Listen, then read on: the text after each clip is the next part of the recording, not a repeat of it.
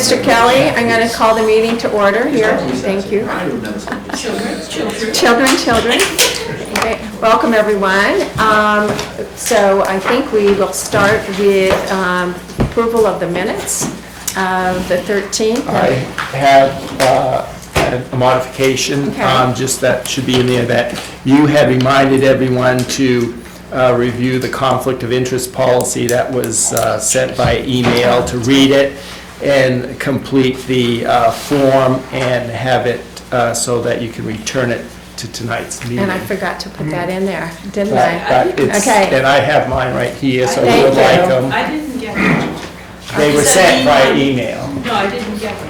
Okay, I'll send it. Unless it was so recent that I did one that, No. no, okay. So anyways, I will add those to the minutes. Are there any other additions, deletions, corrections? So, do I have a motion to accept the minutes as I make a amended? motion to accept as amended. Okay, second, and all in favor? Yes. I hate minutes. But you do a good job. She does an excellent Oh, job. my gosh, okay. So much detail.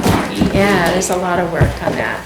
So welcome, Chief Smith, another year here, so lots of good information, I'm sure, tonight. I will turn it over to you. You basically can approach it any way you would like. Well, I would like to just go line by line, if you guys don't mind. On the big spreadsheet? I think you should have the general fund expense total, This, correct? right here? Is this what you're talking about? And ultimately, you'll see the total 4210, the police department proposed increase is about 1.24%. Well, that is because you're negotiating a contract and We are. and the salary increases aren't in this, But right? no, that's not true. There are non-union and other union contractual obligations that are in here as well. But, We have two unions at the police department. So Okay. the other union, there's other contractual obligations in there. There is a 7.45% increase in the permanent positions on it. That accommodates for those other contractual obligations. and that's where those contractual obligations are in the permanent positions right there on that first line?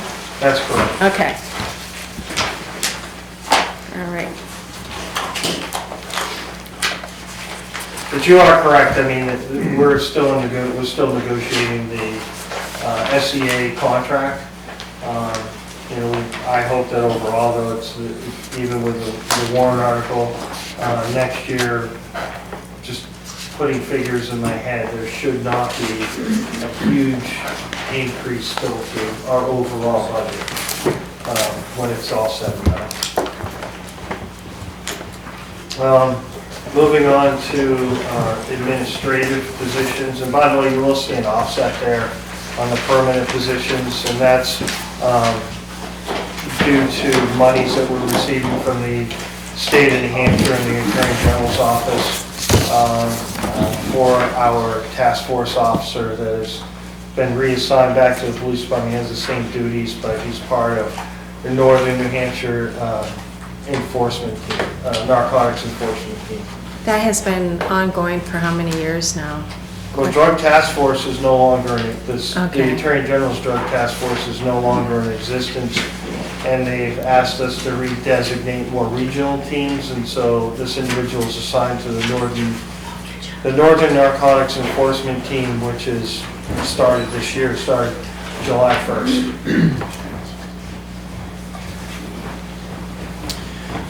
There is an increase of 11.4% for the administrative positions.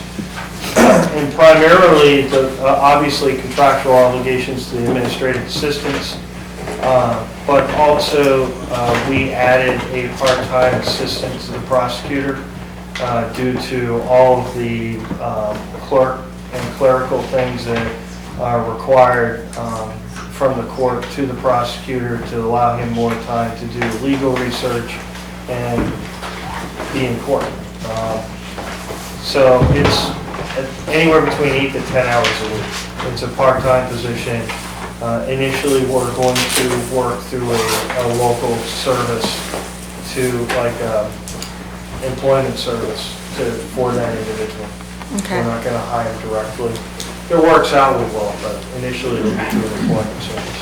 It's a good way to check everything out that way. We've actually had some good luck doing that.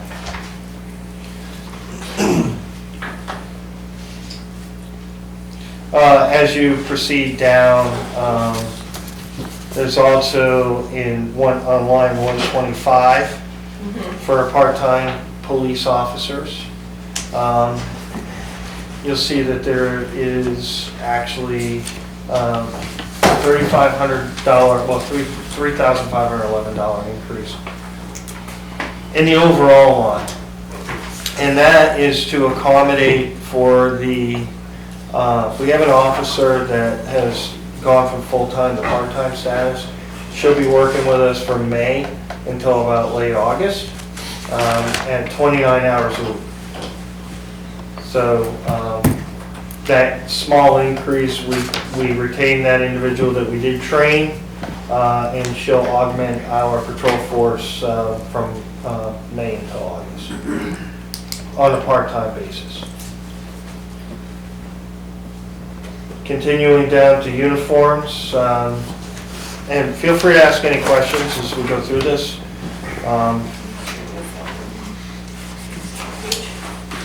Anybody? Yeah, that's fine. What's the uniforms? Uniforms is $291. Maybe yeah. I'm only highlighting the major ones, but if you have any questions between, most of them are reductions in there. Particularly the retirement, there's a huge reduction there. Retirement. So 291. I think it's 291. It is. All right. Uniforms. You see a decrease. We don't have to replace as many ballistic vests this year, and we reduced it from 3 to 2. Those are expensive, but still there is a reduction for our new year. There's also, you'll see a savings in line 341 for telephone because we switched from First Light to Fidium, and we have a better service that way. Allegedly, it's supposed to be faster. I don't know if the deputy chief will agree with me on that. But moving to line 342.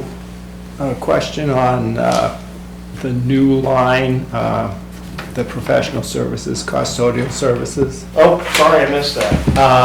Now, can you explain why that is? I and will as what's soon as going I on? get through data processing. Anyway. Okay, So, but I thought you were going in. no, I want to do data processing first because All right, but.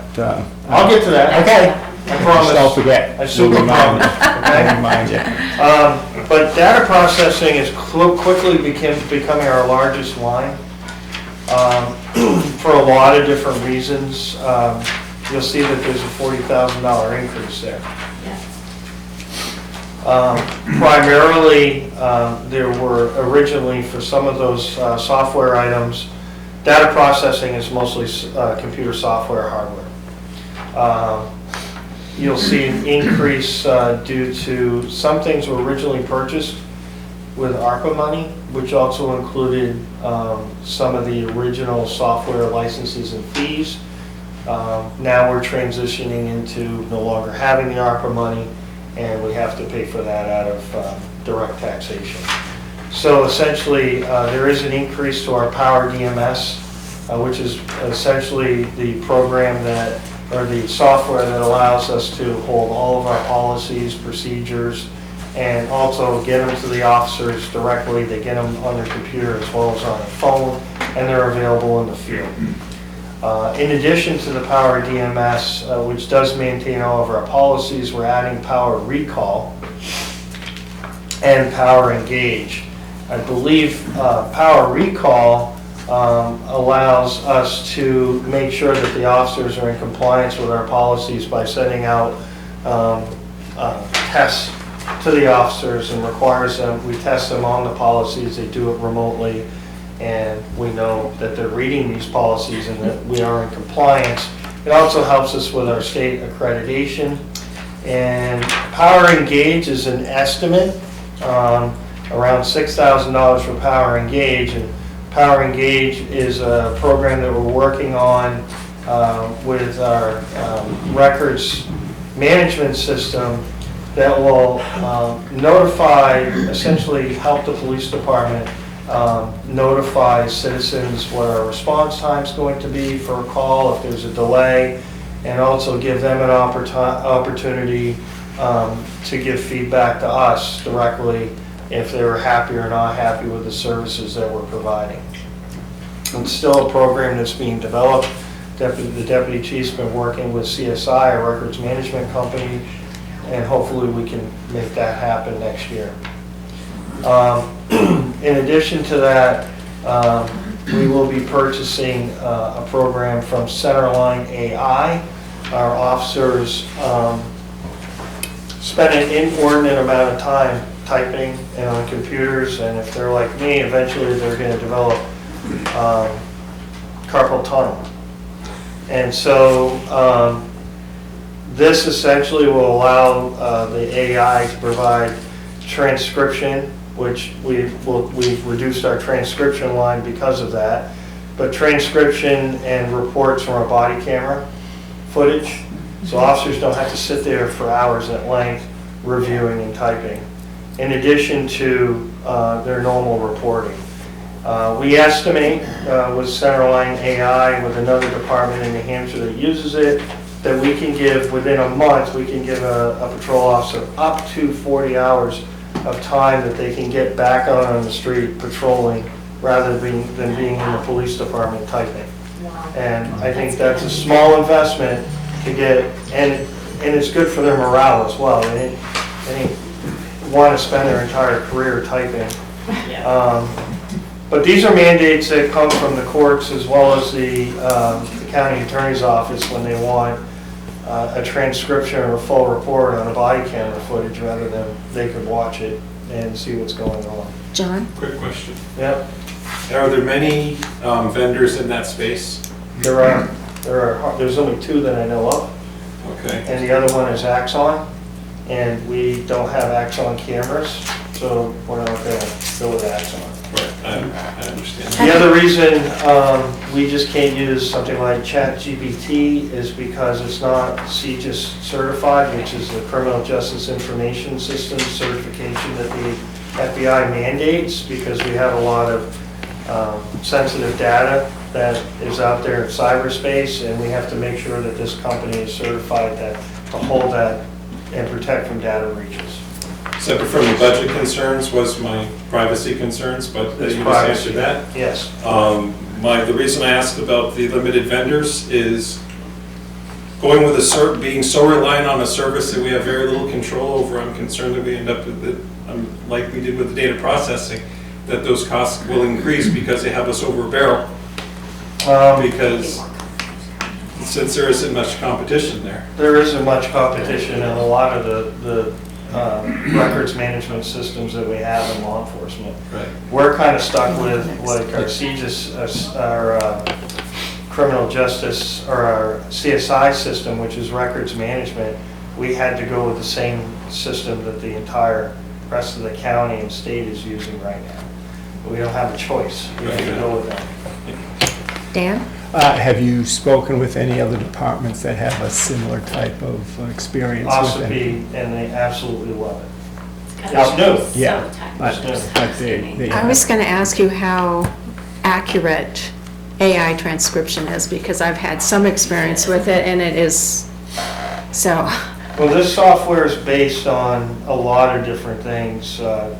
So it can, if I ask it to, every time the defendant says, let's say the word alcohol, it will date and time stamp it in the transcription so we know exactly where to go to the video to find that information. But as far as accuracy, I mean, it's certified by CJIS. But the officer still has to read the report and certify that they've read the report and that it's accurate. But the report will say that it was generated by AI. We're mandated to do that by state statute.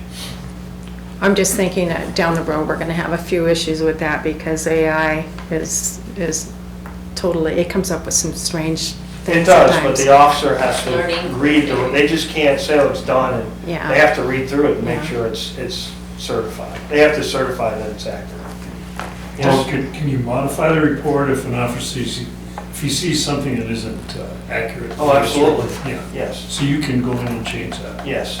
In addition to that, we hope to make it available to, for example, Vicky from the town offices, so when she is reviewing meetings, like board meetings, rather than her having to type everything, the AI will do that for her. I've used it before, oh, sorry, I didn't mean to interrupt. I've used it with nonprofits. We just put, had it listen to a meeting, and it was so good. It came up with, it learns people's names, you have to read them, like you said, and make sure, like if Vicky presented those to us, the select board would still read and make amendments, but Well, I think it would probably take better minutes than I do. it just frees you up to do other things, which is amazing. for the So, PD. realistically, the goal of this is to get the officers back from behind the desk Yes. and out on patrol. And, you get into wants and needs, and I think we need them back out on the road and not typing. So this is our answer to that. Any other questions on Cyberline? Yeah. Just a Mary? quick question. Yeah. I assume that this is not every single body camera footage, it's only on demand when there's a question about it from the courts?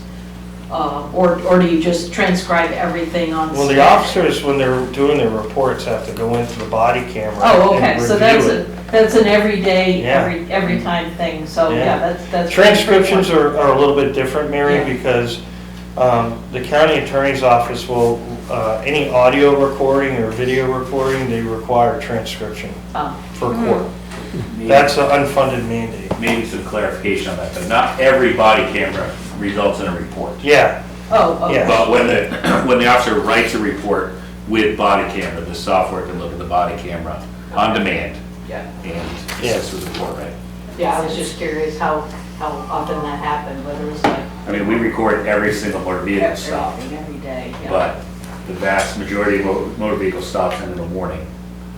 And even the ones that do end up with a ticket, we'll have that video if we need it, but there's not like a extensive report that goes into a Right. traffic ticket generally.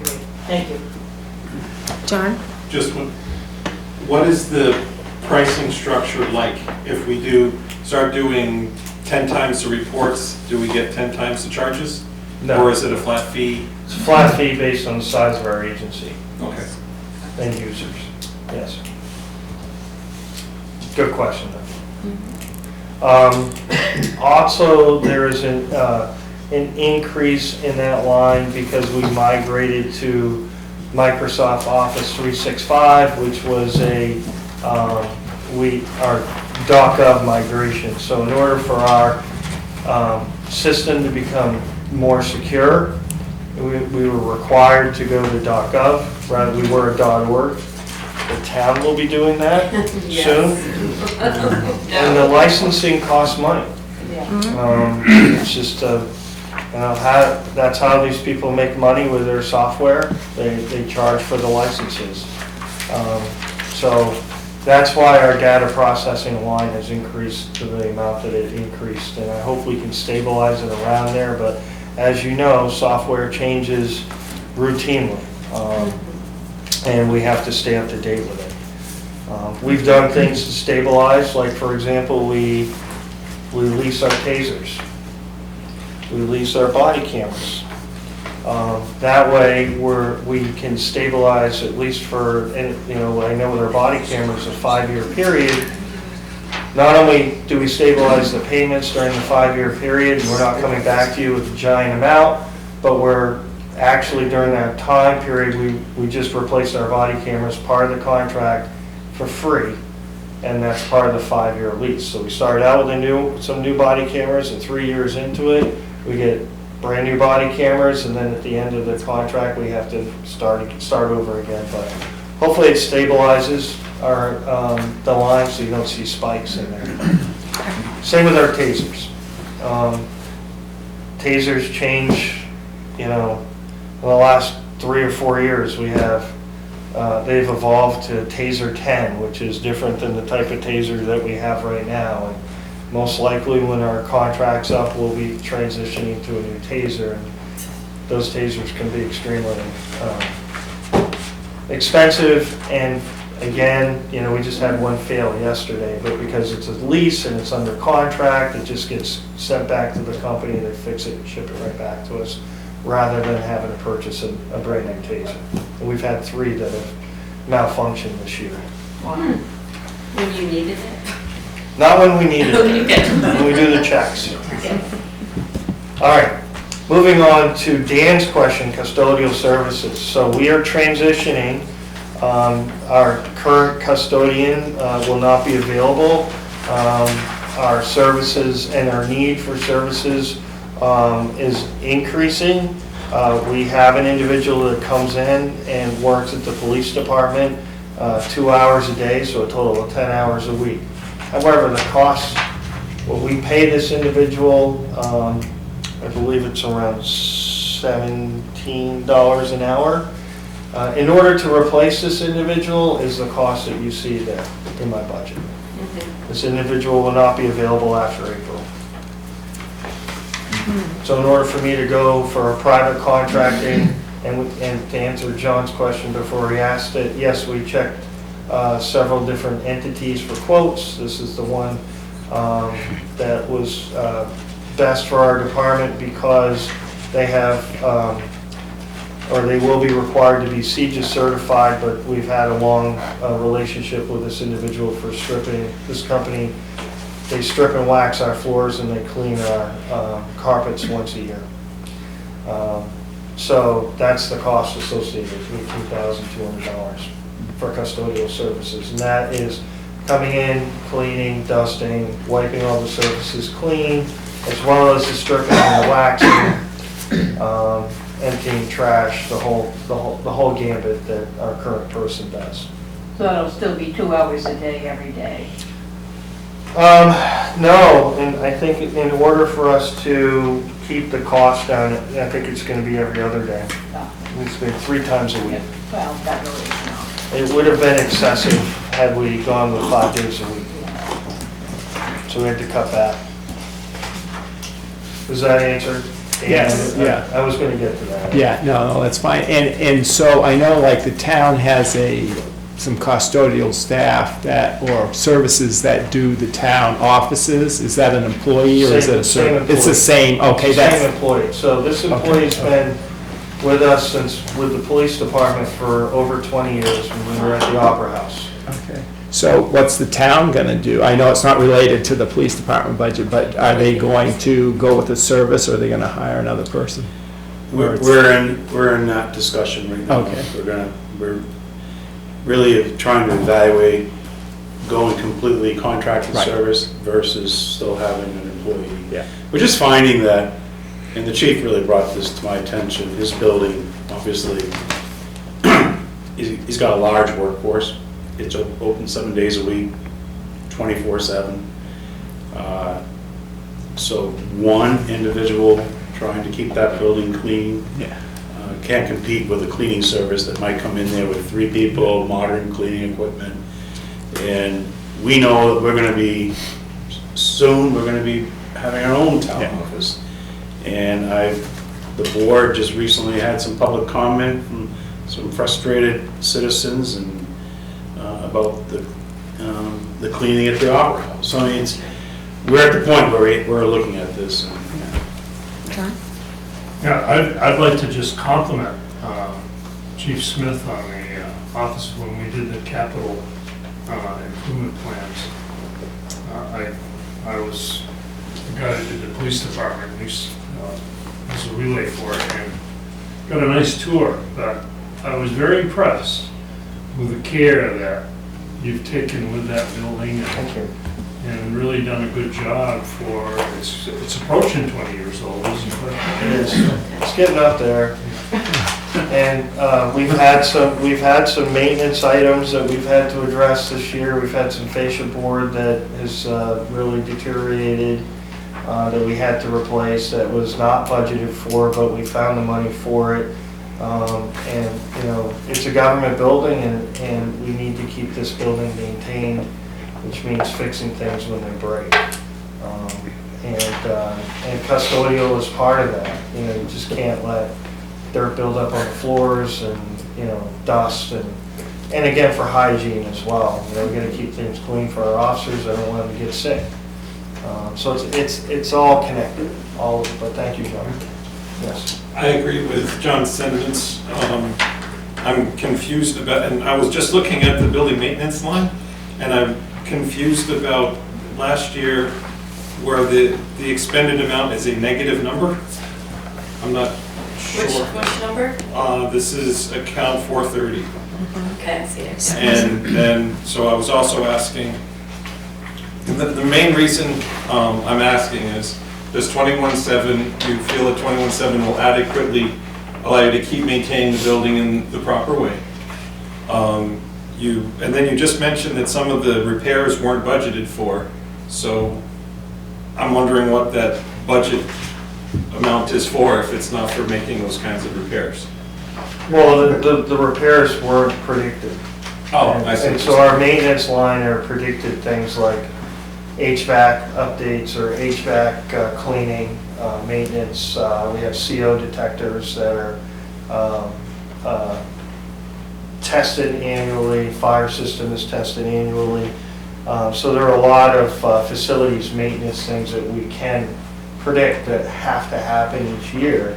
But the fascia, what happened to the fascia boards, I don't know how that happened, but they just started rotting and the paint peeled away. And if we let it continue, because the construction committee, when they built the building, decided that they wanted concrete board. And at the time, concrete board was the thing to have. And, but if it's not sealed properly, that's what happens. It starts peeling, and we've been very, very, very lucky. The paint hasn't faded, it hasn't chipped, it hasn't done anything, but there were a couple places that the water got in and it just started peeling away. And so we wanted to fix that before there was further damage, and it really reared its head this year, and we had to get that done. Well, that's what we have on the Opera House, but it's been here longer than on the police department. I don't think you have concrete board on the Opera House. Concrete board? On the outside? Oh, yeah, that's what the whole building is. Okay, well, you'll see But what happens. on Well, that, the only thing is, Steve, that the fascia board he's talking about is just at the edge of that, it's at the drip line. Yeah. It's right there. And I looked at it, I have to, the only issue that I remember that they had with hardy board that they discovered early on was if you have snowbanks that end up getting plowed up against it, you can't have that situation. But other than that, I think it's been a very well-lasting product. no, I think right at the drip line, let's say the roof stays wet there longer and stuff, and that's probably what's. But on that building maintenance, you said about, we were actually overextended 2 years ago. Well, the expended is a negative, it says negative No, I 47,000. think that negative is 47,000. actually the spent amount. Yeah, that's what it 2 years says. ago, we 2024 had- says 47,000. Yeah. That was Well, we had to 2024. replace our HVAC, we had an HVAC failure. But 2 years ago, that we negative had- is actually a spent amount. We Okay. had That's true. kind of a perfect storm. Yeah. We had our commercial hot water heater go, which required a lot of plumbing time and equipment. We had a HVAC system providing cooling to our server room went, and that was quite expensive as well.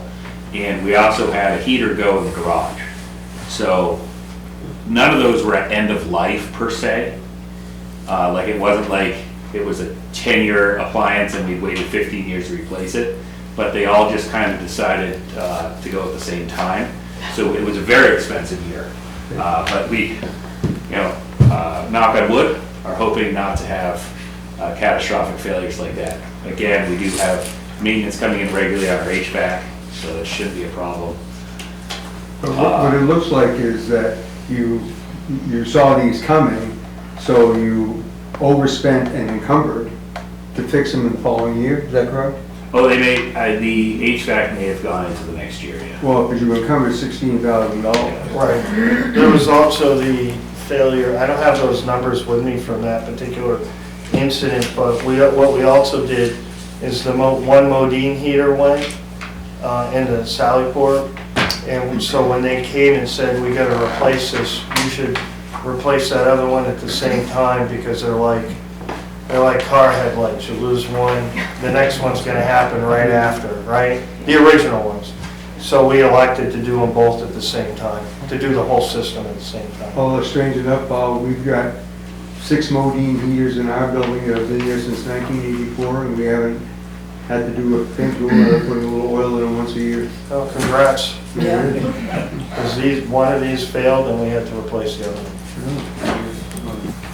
You're gonna get back up to retirement at some point, John? We can't go back to retirement, I don't have any control over retirement. No, but other than, how are wages going up and retirement going down? So the retirement budget was probably because in 2025, we had 2 different rates for New Hampshire retirement. It was higher and then it dropped lower. Now when we get to 2026, it's that lower amount for the entire year instead of half a year, so that's part of it. The overall figure is a little bit over 35%.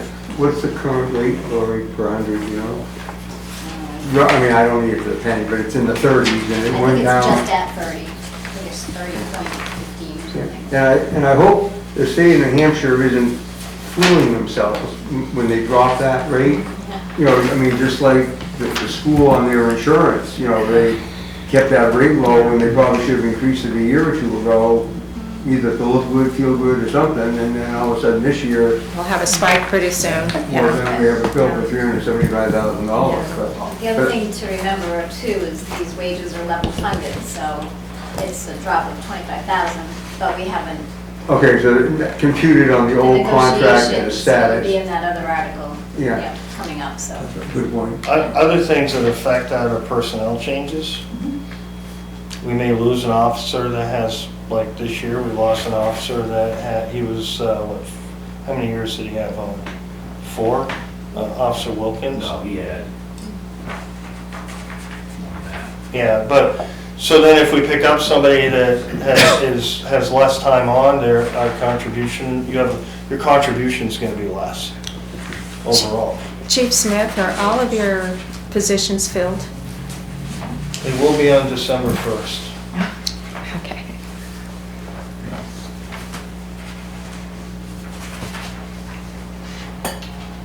Okay, I'm going to continue. You'll see a decrease in the gasoline usage, or gasoline line, 635, small decrease in vehicle maintenance. And again, you haven't seen a big fluctuation in vehicle maintenance because we keep our fleet updated every 4 years. And that's really paid off in the long run. Question. Rentals, I'm sorry. Before you go on, can you, Yeah. Dennis? Just on the vehicle, you mentioned a fleet. How many vehicles in total does the department have now? We have 8 vehicles that we're using either in primary patrol or administrative use.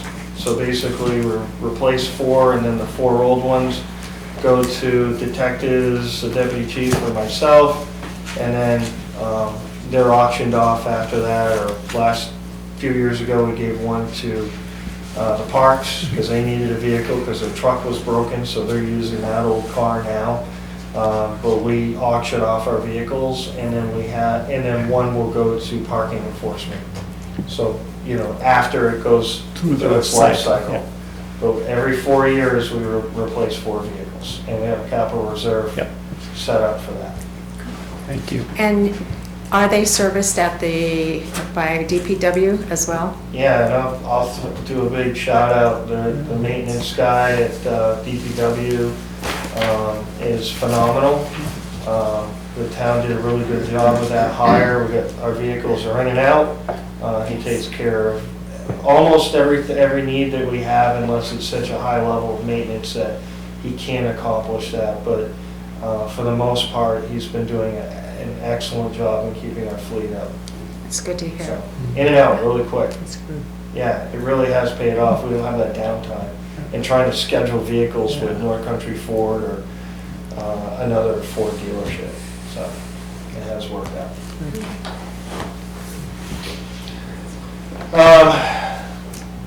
I'm going to skip down to general supplies. Our ammunition costs did increase, and partially we've spent more time on the range, which is a good thing because that's our highest liability. But also our frangible ammunition is a requirement of police standards and training now whenever we're shooting for recertification or sending people down to the academy for training. And frangible ammunition is extremely expensive. This is an unfunded mandate that came from police standards, and we have to comply with it. We can't show up there with regular ammunition to train with because they get very angry. Because it costs them a lot of money for their filters to filter out the lead particles and everything in the air in their So that's range. like a cleaner It's much cleaner, yes. Okay, I didn't know what frangible ammunition Yeah, was. yeah.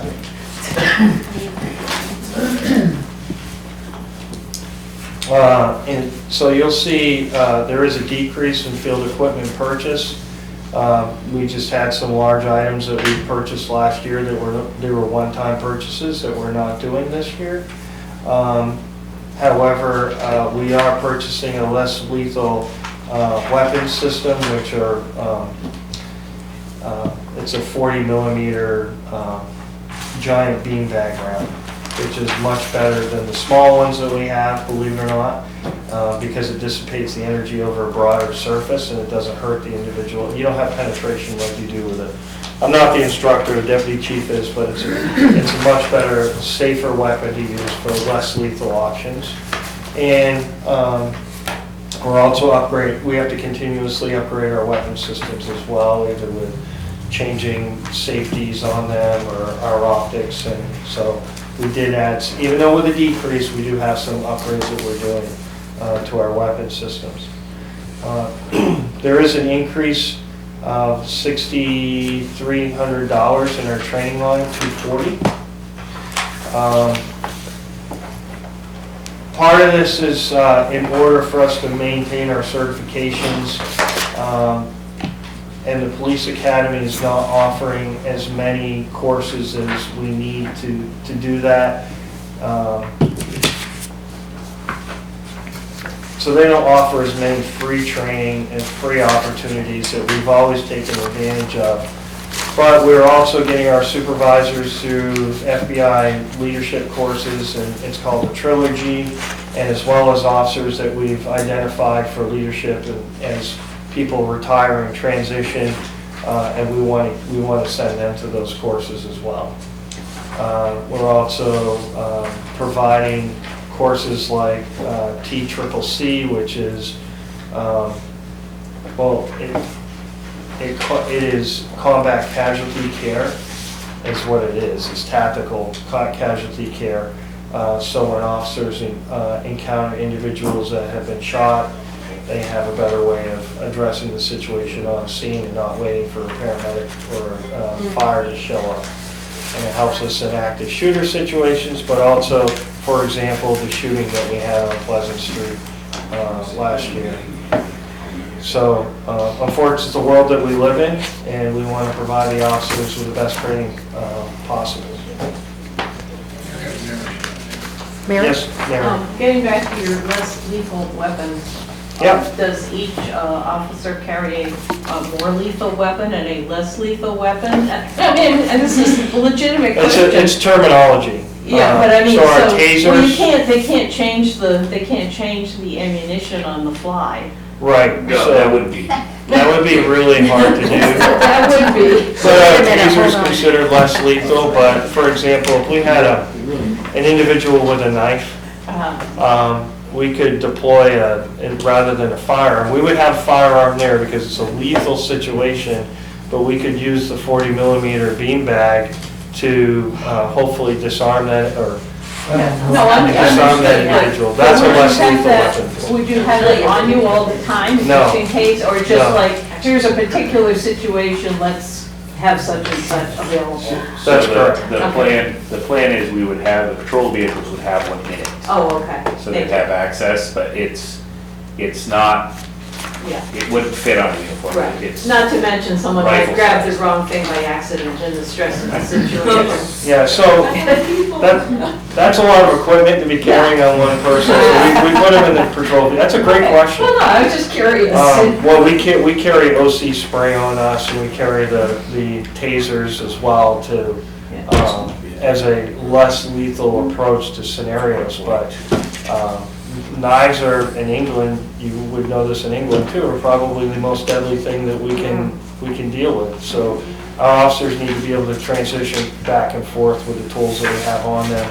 A beanbag is, the 40 millimeter beanbag just gives us an even broader approach to dealing with individuals with other weapon systems, so it doesn't have to result in a deadly force situation. Yeah. No, okay, I was just curious how it worked, thank you. No, that's great. And the beanbag is taking place of the rubber bullet, so to speak? Yeah, we don't use rubber bullets, because they can penetrate. I'm sure they can, but they are still, we should see them on the news from time to time. No, we've never deployed rubber bullets. Only in- You have three choices I wanna see to, which the one do you want to feedback. use?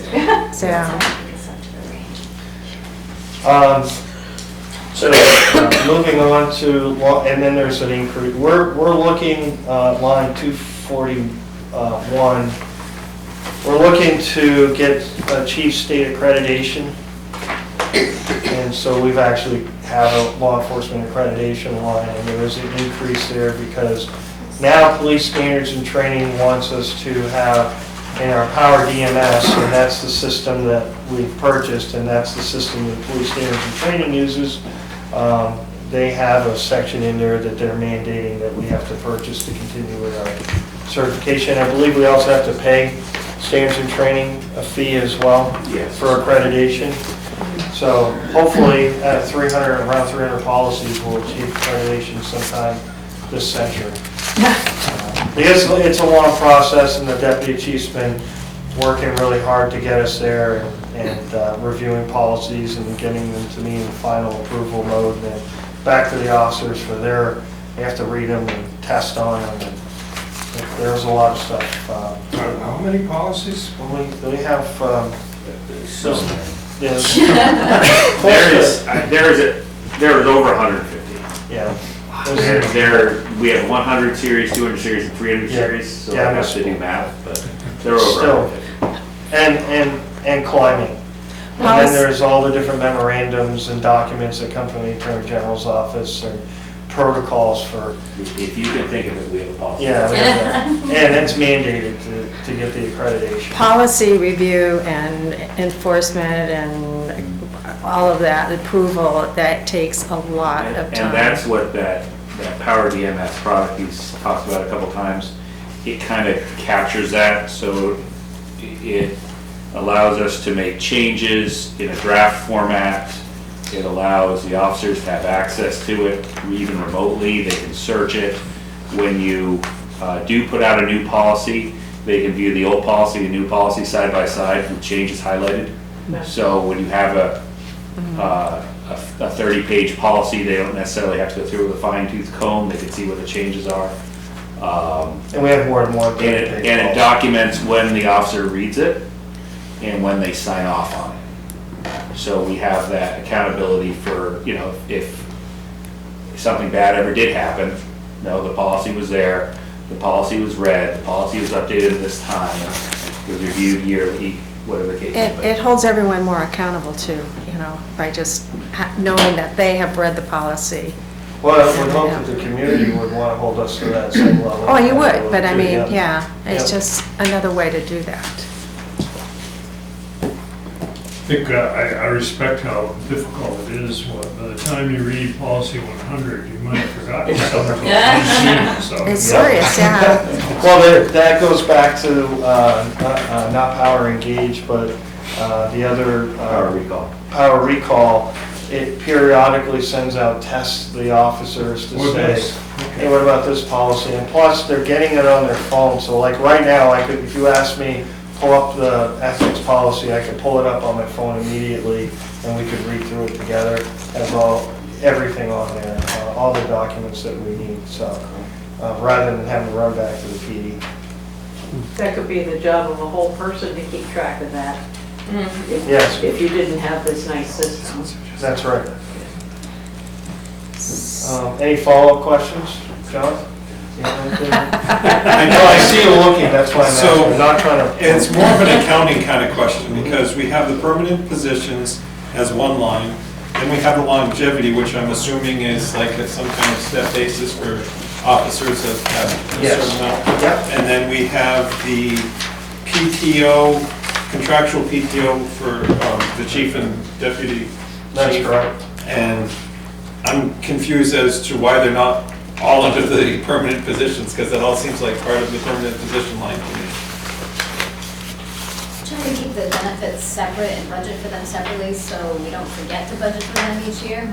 Because when everything was lumped into the permanent positions line, sometimes it was like, oh, we forgot to put that in, and then they come up short. So by making a separate line in the budget each year, then you remember to look for these items and make sure we're budgeting for them, they don't get missed. And I want to say that that's a better process. Before, it kind of was like, this, it just happened by magic with the previous finance director. It was like it was all in one basket, and it was really hard to extract that information. And Lori can instantly tell us, hey, first of all, don't forget that, but this is exactly how much it costs too. So that's much easier for her to break down cost per officer, or per, you know what I'm saying? I do. It's a better way to do the budgeting. Okay. Are there any other questions on the operating budget for the police department? Just a sort of a general question, but in terms of portion of your time or your officer's time, what portion is spent on doing reports now and doing training versus on the job, head down and doing that kind of thing? Is it 10%? Is it 40%? Is it?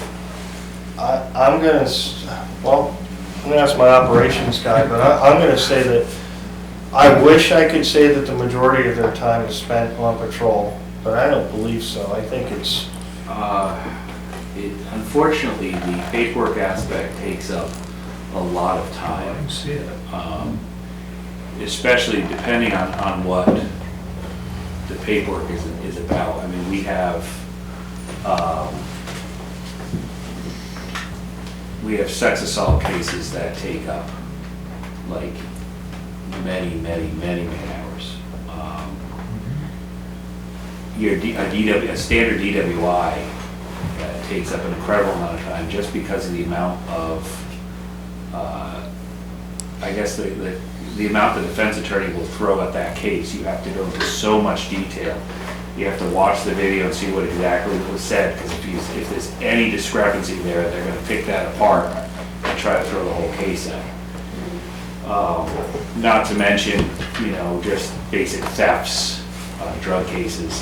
They're spending a lot of time inside.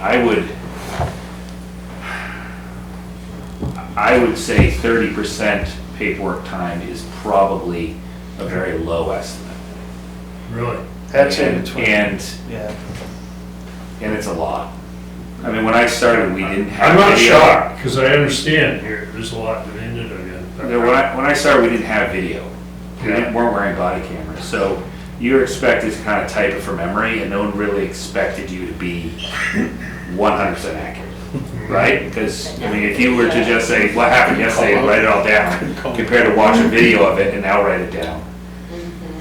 Yeah, So- if you mistype a color of something, then they're gonna start attacking the officer's credibility.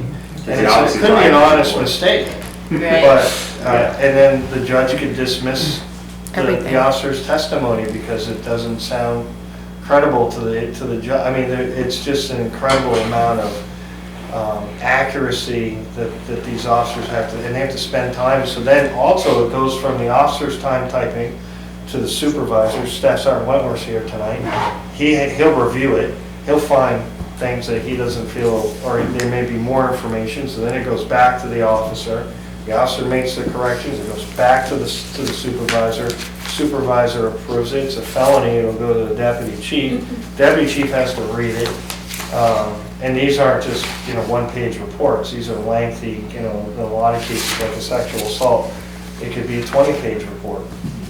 And then it goes to the county attorney's office. County attorney's office reviews it, or our attorney reviews it and says, no, I need to know exactly what happened for this, and then the supplemental report is done.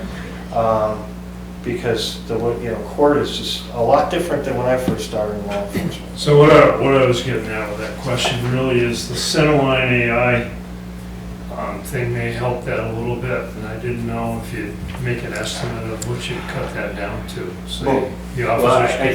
I think Centerline came out with the basically a week an officer a month. 40 hours. A work week. I mean, that's A month. A month. That, I think Per that, officer. Well, that's a good that deal. sounds unbelievable. I think All right. that's probably close, because it's a lot less time. You have your memory, you're reading the report that the AI generated and say, yes, that's what happened, compared to having to go and you watch the video and you type something, you try to rewind it a little bit, catch that again and try to type it again. It's my life. It takes a lot less for us to Yeah. approve the minutes as it takes you to write them. Yeah, it So does, yeah. I think that when I first heard the 40 hours, I thought, well, that seems a little unbelievable. But actually, the more I thought about it, I think it's probably an accurate. Yes, thank you. Question regarding drug calls and your time spent on drug-related incidents. Do you see that increasing or about the same or decreasing? Because if on the national news, we're hearing how there's an effort to stem the flow of drugs into this country, and so how is that impacting our region, if at all?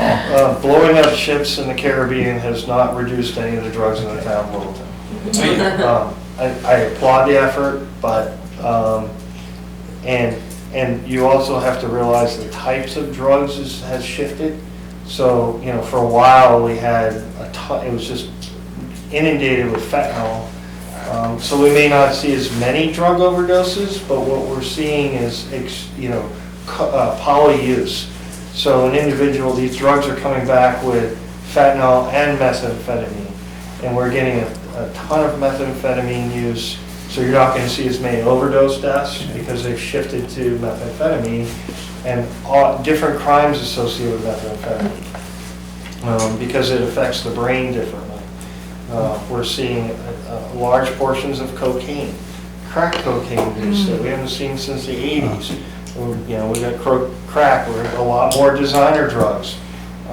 So what we experienced in the early 90s is 180 degrees from what the officers are dealing with on the street today.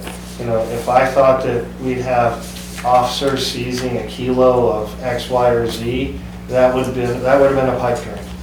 But it happens. So, and so you may not see the overdose deaths, but you will see overdoses. And so you may not see an increase in the deaths. Like you'll actually, if you stay in New Hampshire, you'll see the number of overdose deaths have gone down. But what you will see is poly use and a lot more methamphetamine use. Poly, you say poly, P-O-L-Y? Yeah, so multiple different drugs. So these individuals aren't just using one drug, they're using everything across the board. So, Paul. Thank you. Talking about drug use and talking about the resource officer that you have, can you slide into that? I see on this that there is a warrant article. Yes. Okay. So the warrant article, we were awarded $125,000 from the Department of Justice for a school resource officer. I applied for this award, this grant award, as a result of requests from both citizens, my own observations within the school district, and members of the school district. We received support from the entire school board, the superintendent, the principals. I also have support, I don't have my letters with me, but everything from members of our local legislative body and the Senate, as well as citizens. I think you even provided me with a support letter. So I submitted the grant application. The grant was approved. It's for $125,000 for 3 years. It's not $125 each year. It's approximately $41,666 or $67 for 3 years, each year. The grant does require that on the 4th year that we maintain employment with the officer, so when the grant is over within 3 years, we don't just say, see you later. We're required to fully budget for and proceed with employment with that individual. Just to give you some, Chief, the individual or the position? Correct, a person, whoever's in, we got to keep the position. That's correct.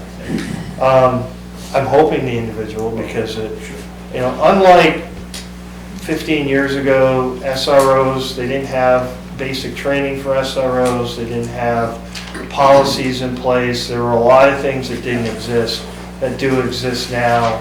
A school resource officer has a tremendous amount of training that they have to do even before they can become an SRO. So what this community may have experienced a long time ago isn't what would be anticipated. As a matter of fact, we had to provide, it's a memorandum, but it's essentially a full policy to the board and get the board's approval of the policy before we would even, the school board's approval before we would even submit the grant application. It was one of the requirements of the grant. This individual would be reporting to you? Yes. Okay, and not to the school board, so to They're a speak? police department employee. Right, yeah. I'm going to be asking the Board of Selectmen to accept the grant in December. However, it's also contingent upon a full vote in a warrant article from the citizens, because I don't want to put somebody in the school if the citizens don't want to support that position. This is very important to the community, and I feel it should have community support, so we elected to go with the warrant article. And also a guarantee that in 3 years that the citizens were on board when it was initiated, yes. But it's, just with any opportunity like this, it's not free. We're proposing that the amount is, we're going to be asking for the first year to be nine months. So we went with a step 4 position, because that's the highest we can hire somebody into the department, and the highest benefit, so a family plan for medical. So that's why the numbers are as high as they are. So that's a full year cost is $125,000. That's what benefits, retirement, pay, the whole 9 yards. And then of course, if you that's 12 months. But the first year we're looking for 9 months. You subtract the cost of the grant, it's around $60,000 for the first year for the town of Littleton. Did you have a question, Steve?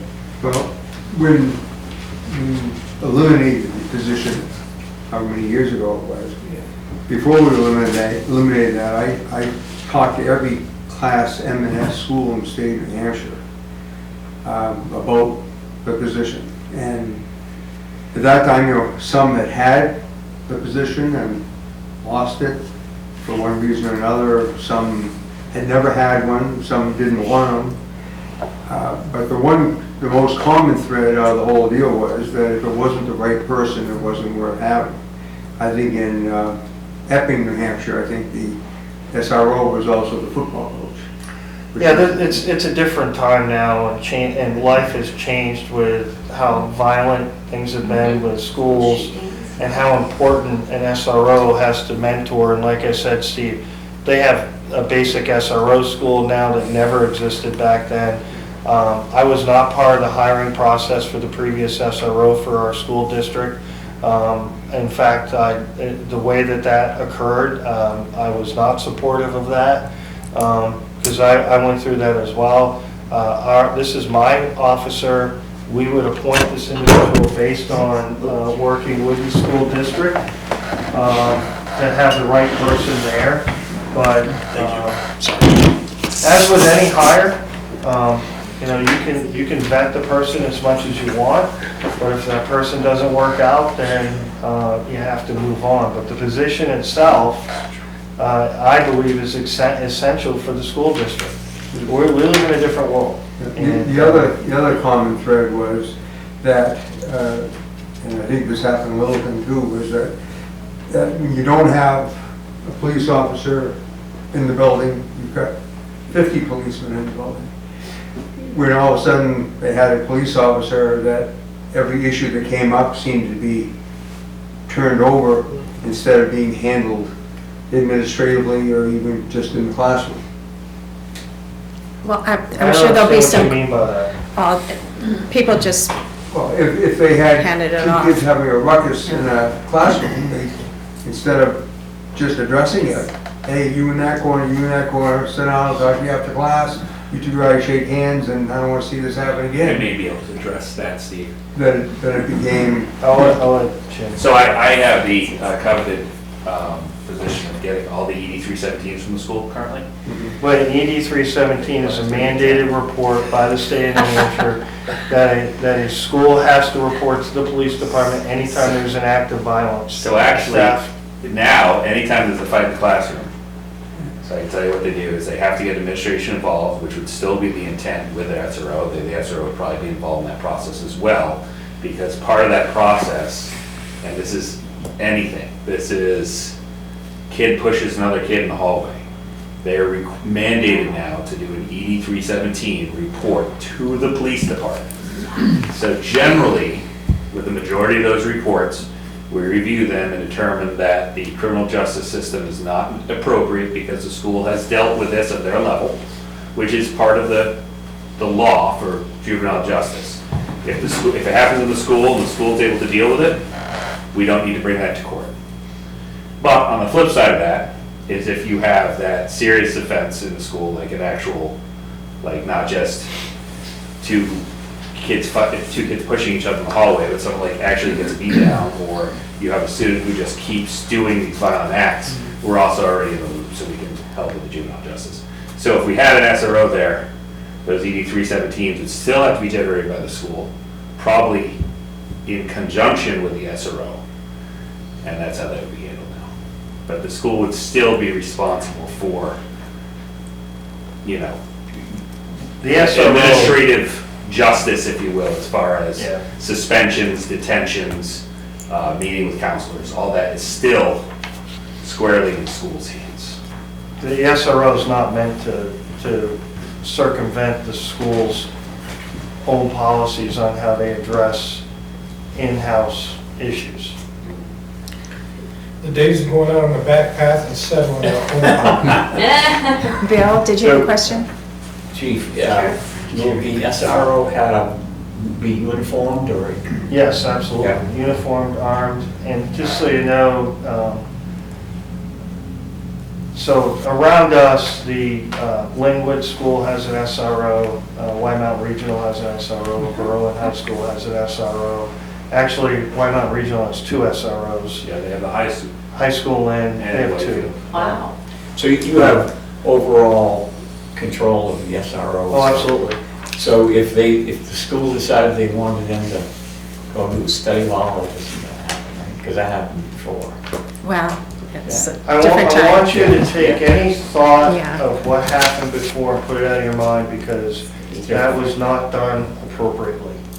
And the individual that was selected was not a part of our department when that individual was hired and put at the school. Yeah. That is, what we do today is 180 degrees from what was done then. This individual is embedded at the school, is going to be required to work within the entire district, is there for direct student support, there for mentoring, but also school safety. So for example, I'm there twice a month with safety meetings. This individual will be doing the safety meetings, working with their emergency response plans, working with Jim on the, because he helps develop the overall district plan, all of those things. The school resource officer would be responsible for doing that rather than, and working, they have to do X amount of drills a year, working with them through their drills, working with the fire department on their drills, communication plans, everything.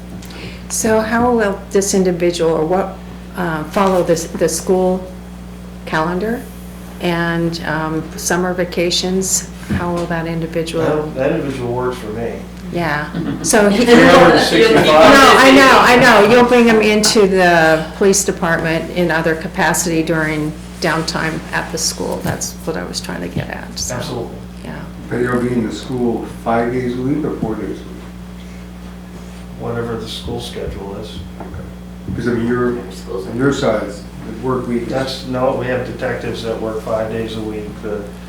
He works 5 days a week. We work more than 5 days a week, but we have the flexibility within the contract. That's a good question, but we have the flexibility within the contract to change schedules depending on their assignment. John? Covering both campuses? Absolutely. And Yes. Okay. Yeah. Do we still have an officer there for like basketball games? Could the same person be utilized for that? And I've thought about that. I can't give you a direct answer. We're going to have an officer there at basketball games per the school's request. Whether it's a detail officer or the SRO, I haven't figured out scheduling because, for example, if I can shift the SRO schedule so that they come in later in the day and leave after the basketball game, perhaps that could be a possibility, but maybe not. Maybe one day the SRO is going to be at training that day and I got to assign an officer there. So I don't have a direct answer for you. I would think that the SRO would want to be at those games. yeah, I was just more concerned with an overabundance of overtime. When you start throwing in games in different seasons, soccer, basketball, whatever. No, because if they're mandated to be at a game, the school asks us to be at certain games, they pay the school's police paying, department for yeah. that. Thank you. Any other questions about the resource officer? And if you come up with more, contact me. And also, we're going to be presenting to the full board. I almost just did it tonight, but on December 8th, there'll be a public hearing because it's unanticipated funds. So, but the goal is to get community support, and if the community says no in March, then we move on. Anything from Chief Deputy? No? No? I'm sure he would appreciate not getting all the ED 317 forms that are coming in. As far as the school resource officer, just so you know, right now we're teaching a program called Too Good for Drugs at the 6th grade level. And that, for a patrol officer to do that, essentially is 30 plus hours of overtime a year. Not that that's going to touch a school resource officer, but we also wanted to do that at the 8th grade level. I've been unable to do it because with the 6th grade level, they're able to get basically a 3 6th grades, and they split them into 2 classes for us, so we go in for 2 hours straight and teach the class to 2 different groups of 6th graders. Because of the scheduling to middle school, I would have to send an officer 4 days a week to get to the middle, not because there's any more middle school students, but just because of the way the scheduling is there. They can't get them all together for me. So we've been unable to do that for the last 10 years. We wanted to. But if we did have an officer on campus, now going for an hour, 4 days a week isn't a big deal because they're there already. So they can go and have that interaction with the kids. The Too Good for Drugs program is from the Mendez Foundation. It is evidence-based, deals with a lot more. It talks about drug use, but it deals with a lot of stuff like peer pressure, dealing with emotions, dealing with stress, and other stuff that the our youth are dealing with, and it gets a uniformed police officer in the classroom, interacting one-on-one with the students and being someone that they can relate to and talk to. Have you been going in and speaking with the sixth graders ongoing? Because there was a program, and then I don't know if I started continued. teaching DARE at the sixth grade level here in Littleton in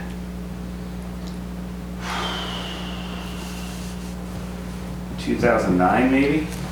So since then you've been, And it's either been that or Too Good for Drugs. And Chris Wilkins had taken over for me for half a year and last year, and now he's gone. So I'll be back in again in January. So technically, no overtime expenditure, because my time's free.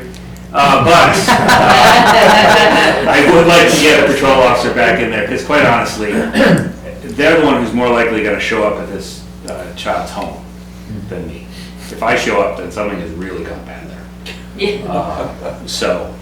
Yeah, we transitioned to Too Good for Drugs on Jim's request because DARE is not an evidence-based program. Too Good for Drugs is. This is from this is the past. We haven't taught DARE for It's been a super long time. What DARE is evidence-based. DARE hadn't updated their curriculum. They supposedly have now. I got an email.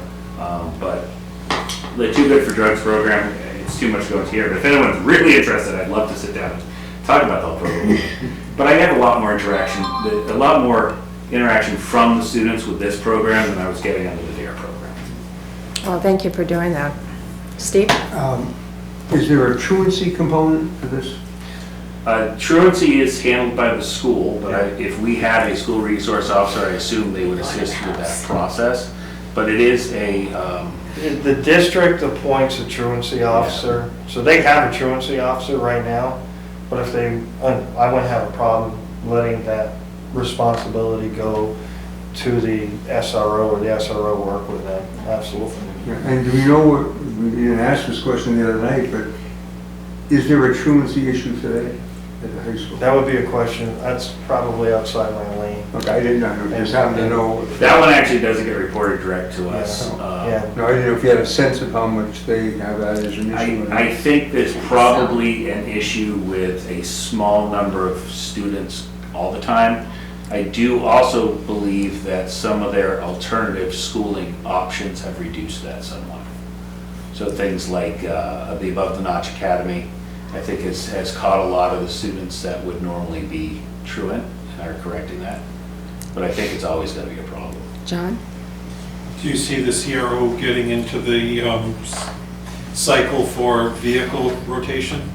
Would the CRO get a vehicle out of the fleet? I don't know. It's a good question. Probably a rotated vehicle, or we would keep an older one, but we wouldn't purchase any more than we purchase right now. I like you said CRO, and that's an interesting concept because I kind of look at the SRO as a community resource officer, especially during those summer months. The deputy chief and I have talked about how impactful this individual could be in the community, just simply having more foot patrol presence and other things, assisting with parades and processions and having that presence within the community. And I know that you misspoke, it said CRO. Yeah, that's the. But we kind of initially had looked at it as a community resource officer more than a school resource officer. Of course, it is SRO. But. Let me tee it up for you. Well, that's why I was asking what would happen during the Yeah, that's a good year. question, Yeah. Diane, because you know what happened in the past. I do. I was very opposed to that, so was the patrol staff. Yeah, I do know, and I'm not bringing any of that forward. I just think this is a great opportunity, and how do we utilize It's it? a reset. Yeah, But it does cost money. I know. Everything costs money. Anything else, Officer Wentworth? You want to ask anything or say anything? Yeah, you're good, huh? Okay. The only question, in my life as a hockey coach and referee, I've probably broken up more fights than all you guys put together. And never got a policeman on or off there. But is in the school system, and I don't hear this in Littleton per se, although I criticized an incident with that, he probably won't, but they tell me that in a high school, or maybe even a grammar school situation, that if there's an altercation in a classroom or in a hallway, that you're more likely to have a woman teacher step in to break it up than you are a man. Well, I think just statistically, I think there's probably more women teachers in any Yeah. school. So just whoever's nearby. I don't think that was the point of the comment. I don't know. I think it had to do with whoever steps in being afraid of ending up getting sued or arrested or whatever the case may be. I'm trying to think of the 317s that got this. I don't think there are any stats with that. If you're talking gender, I can tell you that female officers are less likely to get into physical altercations because they have better verbal skills. Hey, do you resent that comment? We just spent on average. Try on average the other way, though. Well, we thank you, and we appreciate everything that you're doing. Is there anything else on the vehicles and capital reserve? Is there anything else? Animal control and dispatch, Okay, yeah, right? yes, yes. Oh, before we just get back to the police department, what about, raising the, parking meter rates? That is a select board. I'm just saying, it's. I do the enforcement piece. Cost me $11 the other day. Oh, That's come up several times, Bill, and Just I think 5 that's a cents. good- That's a good conversation for the board to have when they're talking about fees. And you're talking meter rates or you're talking fines? Meter rates. Meter rates. Like $50 we charge to have somebody parking at the free parking that live, on Main Street or something like that. And those prices are just. And those are the rates we have to go through that we'd already decided that. So you haven't adjusted, have you But we lose money. We did, done your fee structures, reviewed them? we did, the North Country Council did an analysis of our parking, and one of the parts of that was to look at our fee structure. It was proposed at one of the board meetings, and they heard a lot of negative comments from the community on increasing meter and fines.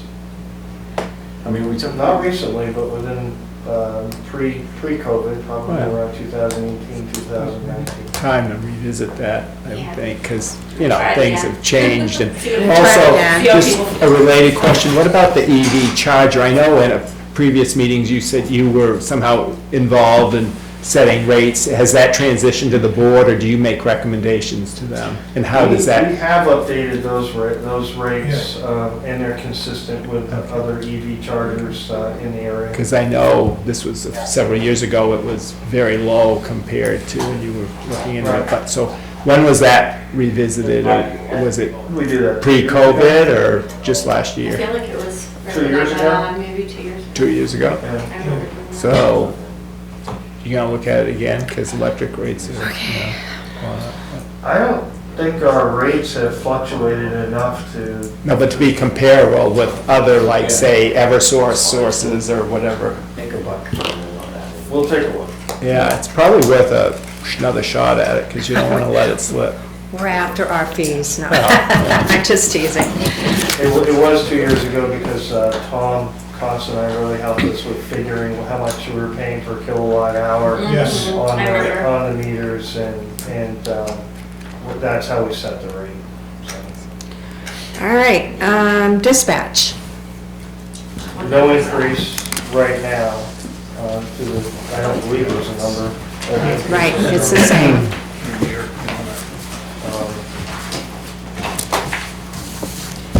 And animal control, is that you? The only thing I want to tell you about dispatch is I was notified last week, and there was no way we could have made any adjustments, but we share our Mansfield radio location for the police department we share that with Water and Light at their tower. And because of the generator issue, and they are going, I think they're, and because they can't, a safety issue with their linemen and being able to communicate with them, they may be moving their tower location, which could put the onus on us on whether we have to buy a generator and some other electricity issues for that particular radio. But at the same time, Grafton County, the dispatch director, communications director, will be meeting with us after the holiday, after Thanksgiving, and they have taken over all of our radios. So I may be able to convince that individual that, you know, it's a package deal for work with them, but there could be a little bit more expense associated with that. Just keep that in mind. They have taken over all of our radios and our radio maintenance as well, with no increase. Which is good. Right. Yeah. That's a lot of money. It's a benefit to us. It's a benefit to them. Anything else on dispatch?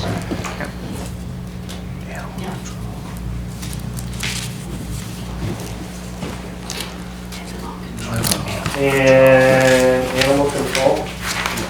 Page is that? Where is that?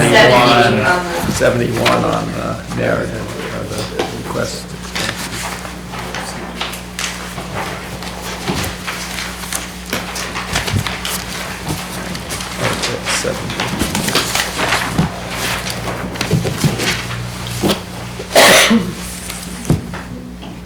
So, animal control can fluctuate. We base our numbers on historicals over 3-4 year averages. I don't have our numbers from this year with me. We level funded it for what it's worth. Some years we may expend all of our boarding costs because we may pick up a lot of strays and they're required to be there for the 10 days. We have a contract with Littleton Urgent Care Facility, the one that's out on the St. Johnsbury Road, because we lost our other kenneling contract with the Littleton Pet Center, and they've been great partners with us. So we work with them, and they do our boarding for the 10-day boarding, and the emergency boarding as well, and sometimes those animals might need vet care. So they provide the vet care, and if it's a stray, we pay for that cost. So we level funded this. So your dog licensing is going well? People are... Oh, we love doing dog licensing. I know. I just remember some comments from previous years, but not a problem? We're down, as usual, every year, we're down to like 9 people that failed to license and register their dogs, and they receive summonses, and they have to take it up with the judge. They get phone calls from town clerk's office, and then they get mailed documents through registered mail that they need to register their animals, and then what would have been a really cheap 10, I don't know how much it is now because I do it automatically, $12, $15 cost if you do it online, turns into a $40, $50 cost plus a fine if the judge finds them guilty if they bring it to court. So there is a fee if they are late and tardy, Oh, and you go absolutely. through all of that Yeah, we work? recover our fees, yes. Okay. Yes. So, benefits you, and when the town clerk sends you that email in January, February, take advantage of it and register your animal then. Otherwise, you get a summons from us in September, and you have to go see the judge. Anything else for animal control?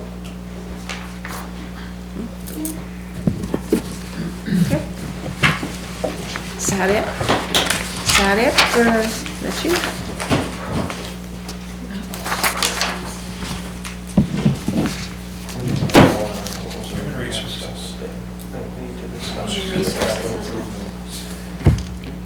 but that's Cruisers, Troy's, right? cruisers, yeah, so- What do you want to try? Yeah. Oh, and there's, I think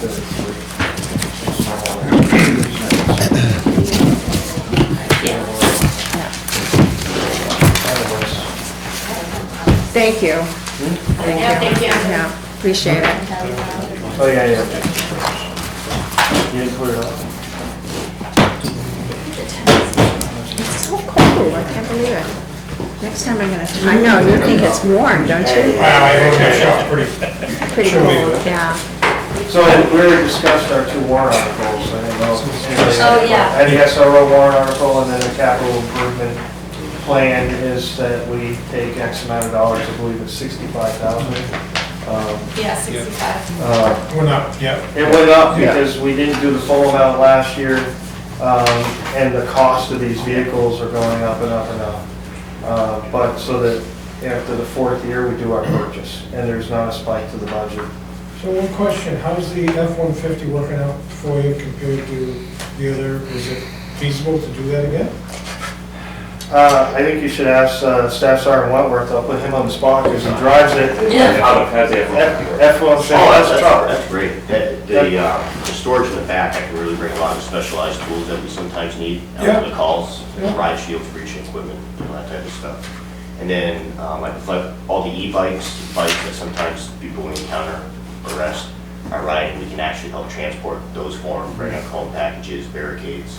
So it's been a huge, we have some trailers at the PD, closed trailer, our utility trailer type thing that tows behind the truck much easier.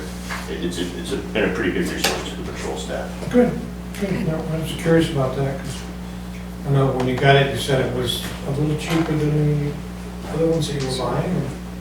It is. Just wondering how it would work out. Yeah, it's worked out fine. Perfect. That's a full four-door cab. Yep, yeah, the back is actually split in half, so I can actually transport prisoners on one side, and then for courtesy rides, people that probably don't need to be behind glass can sit on the other side. Okay. And on the bed, is it open bed or a tonneau cover? Well, there's a tunnel cover, but there's a utility drawer. The rack system? Yeah, so that's where I carry all the tools so that we're not destroying stuff rolling around in the bed, but I can also place stuff on top of it. Good. Well, that seems, the rotation seems to be working out really well. Yeah, that was one of the four. Yeah. We didn't do just 4 cars, we did 3 cars and 1 truck. Right. And I think it's been a huge advantage to the town. Good. Thank you. Appreciate it. Thank you. We'll see. Thanks. There's no more questions? I should have asked one, your bike patrol, you budgeted $1. Yeah, is that just to be on the people? Yeah, in case something happens, but, you know, uniforms are taken care of from the uniform section, and we have a great bike that Bruce Kaplan got us, and it's a pedal assist bike, and we didn't get much time on it this year, not as much as we want, but it's an awesome piece of equipment. It's great. All right. Okay, we're going to move on. It is almost 6:30.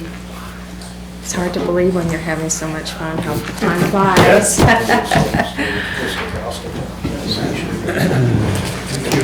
Thank you. Thank you. Human resources now? Human Resources, pages 21 through 24. Page 3 on the budget.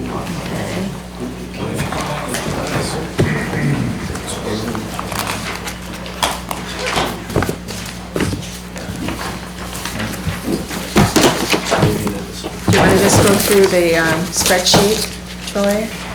Is that easier? Yeah, It doesn't matter, I got some- whichever. I got some notes here, so. The bottom line for the human resources budget is an increase of $30,678, which is 12.95%. We had, in this, for wages in this position, we have a 3.5% cost of living wage increase. We did have the unemployment benefits increase 10%.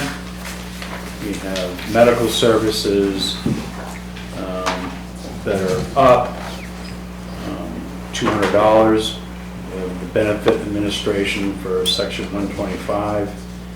That looks like we saved some money there. Pre-employment screening, an increase due to turnover in the town departments. Increase 1,500. That's from 3,000 up to 4,500. So it's just budgeting for anticipated that we continue to see some turnovers, and we have to do that pre-employment screening. Same with, we had a decrease in the notices and publications, so we went from $5,000 down to $3,000.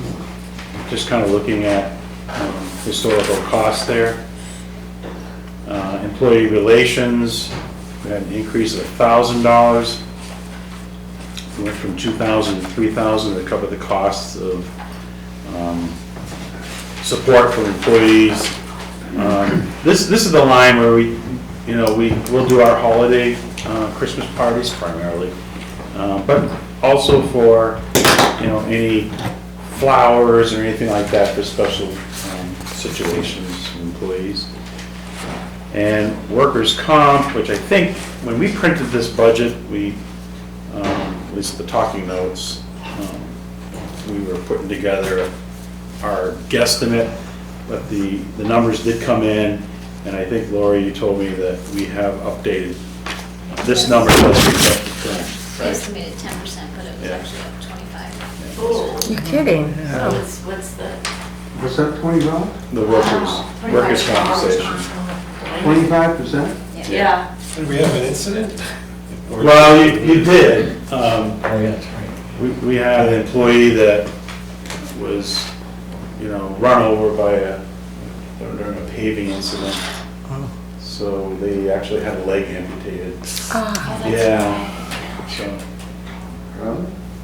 but That increase checks out that increased it a bit. But there's, it's also driven by. It sounds, it's driven by wages, but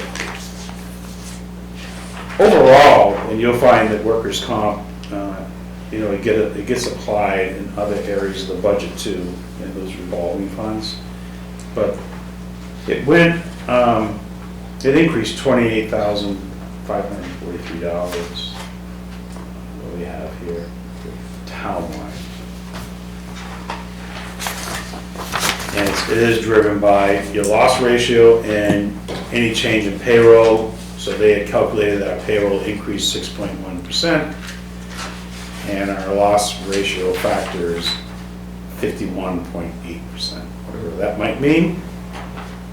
But that was the change. So we changed from 25, your loss ratio factor was 0.85. And in 26, it's changed to 1.29, so we did have that increase. That incident. And is this in some type of pool or? This is the Primex risk pool. Do they assign a mod rate or not? I don't have it here, but I think it's probably that loss ratio adjustment, just mod rate, yeah. So remember, them used to call it mod rate.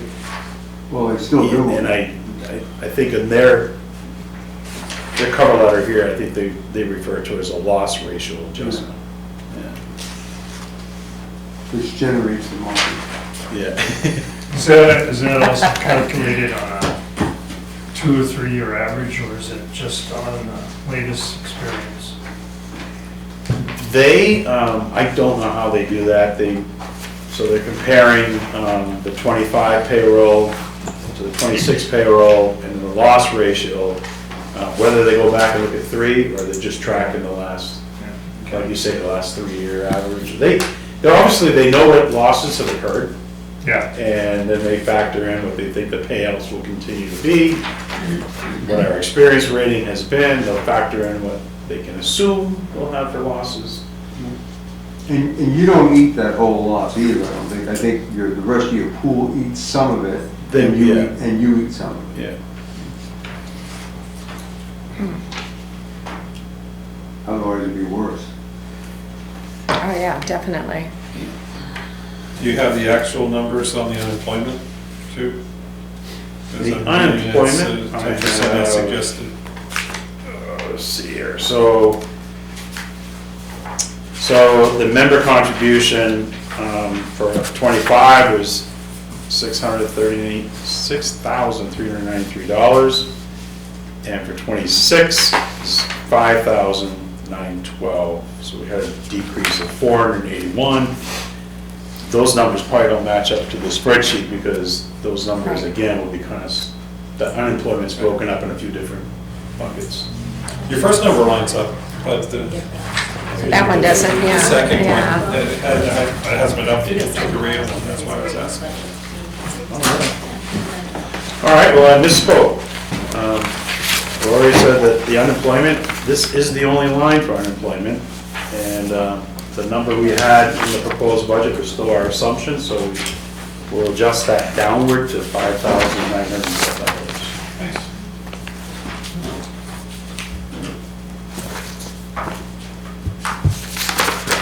Any other questions? The workers' comp covers all of the town employees. I was looking for the same kind of account in other, like the police budget, and there wasn't one, so. So it would be all the general, correct me, Lori, if I'm wrong, but all the general fund employees would be in this line that we're looking at.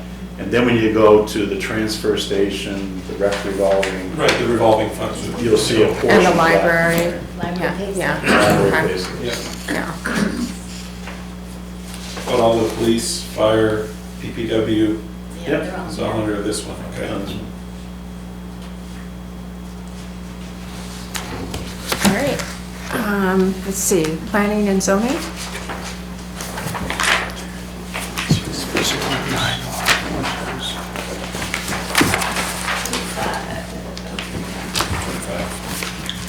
What page is that? 25. What was it? 25.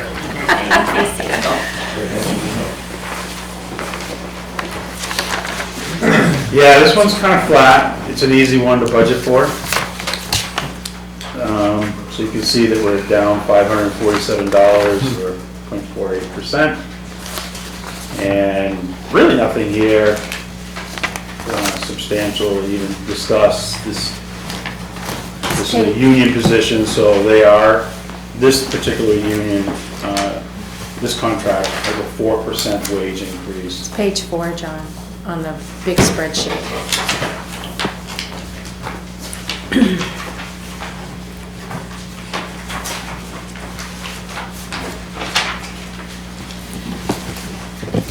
And the only thing I guess probably should point out is that the zoning officer stipend, $7,500, you see there's a 100% decrease there, and we've moved that to the fire.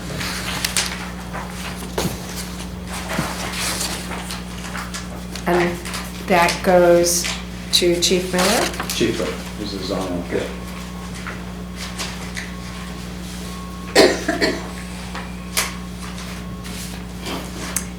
So overall, the total planning and zoning is less, $547 less? Yeah, it is, but we did move that Okay. 7,500 Right. to the fire. So health insurance? Yeah. Just up, like every, Yeah. yep.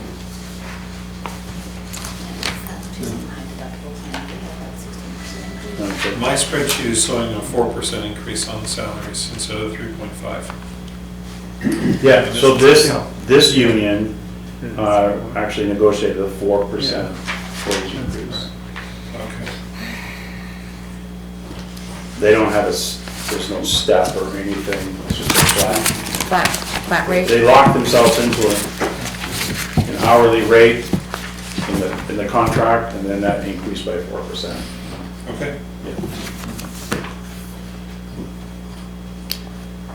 When it's like that, Okay.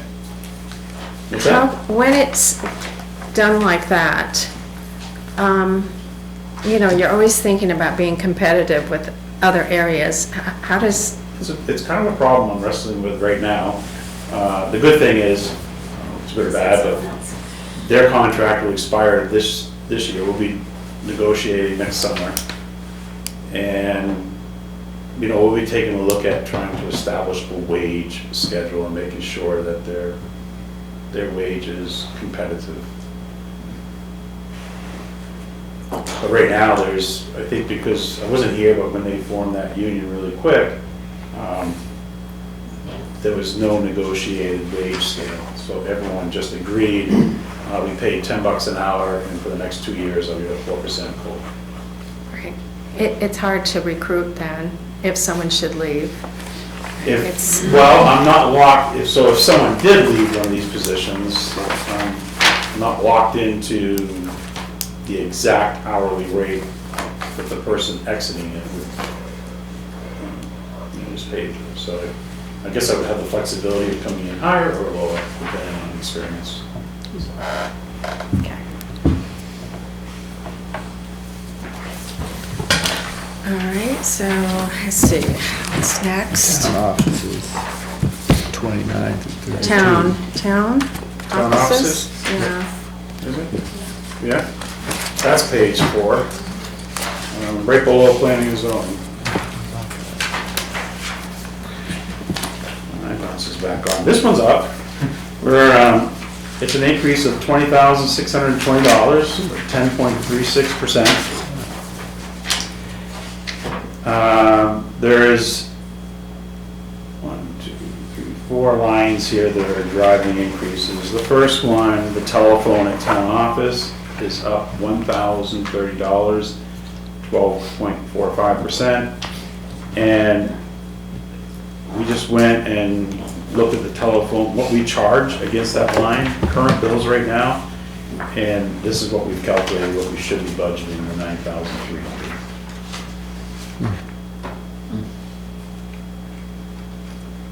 The next line that you see, an $8,000 increase, is building maintenance, town offices.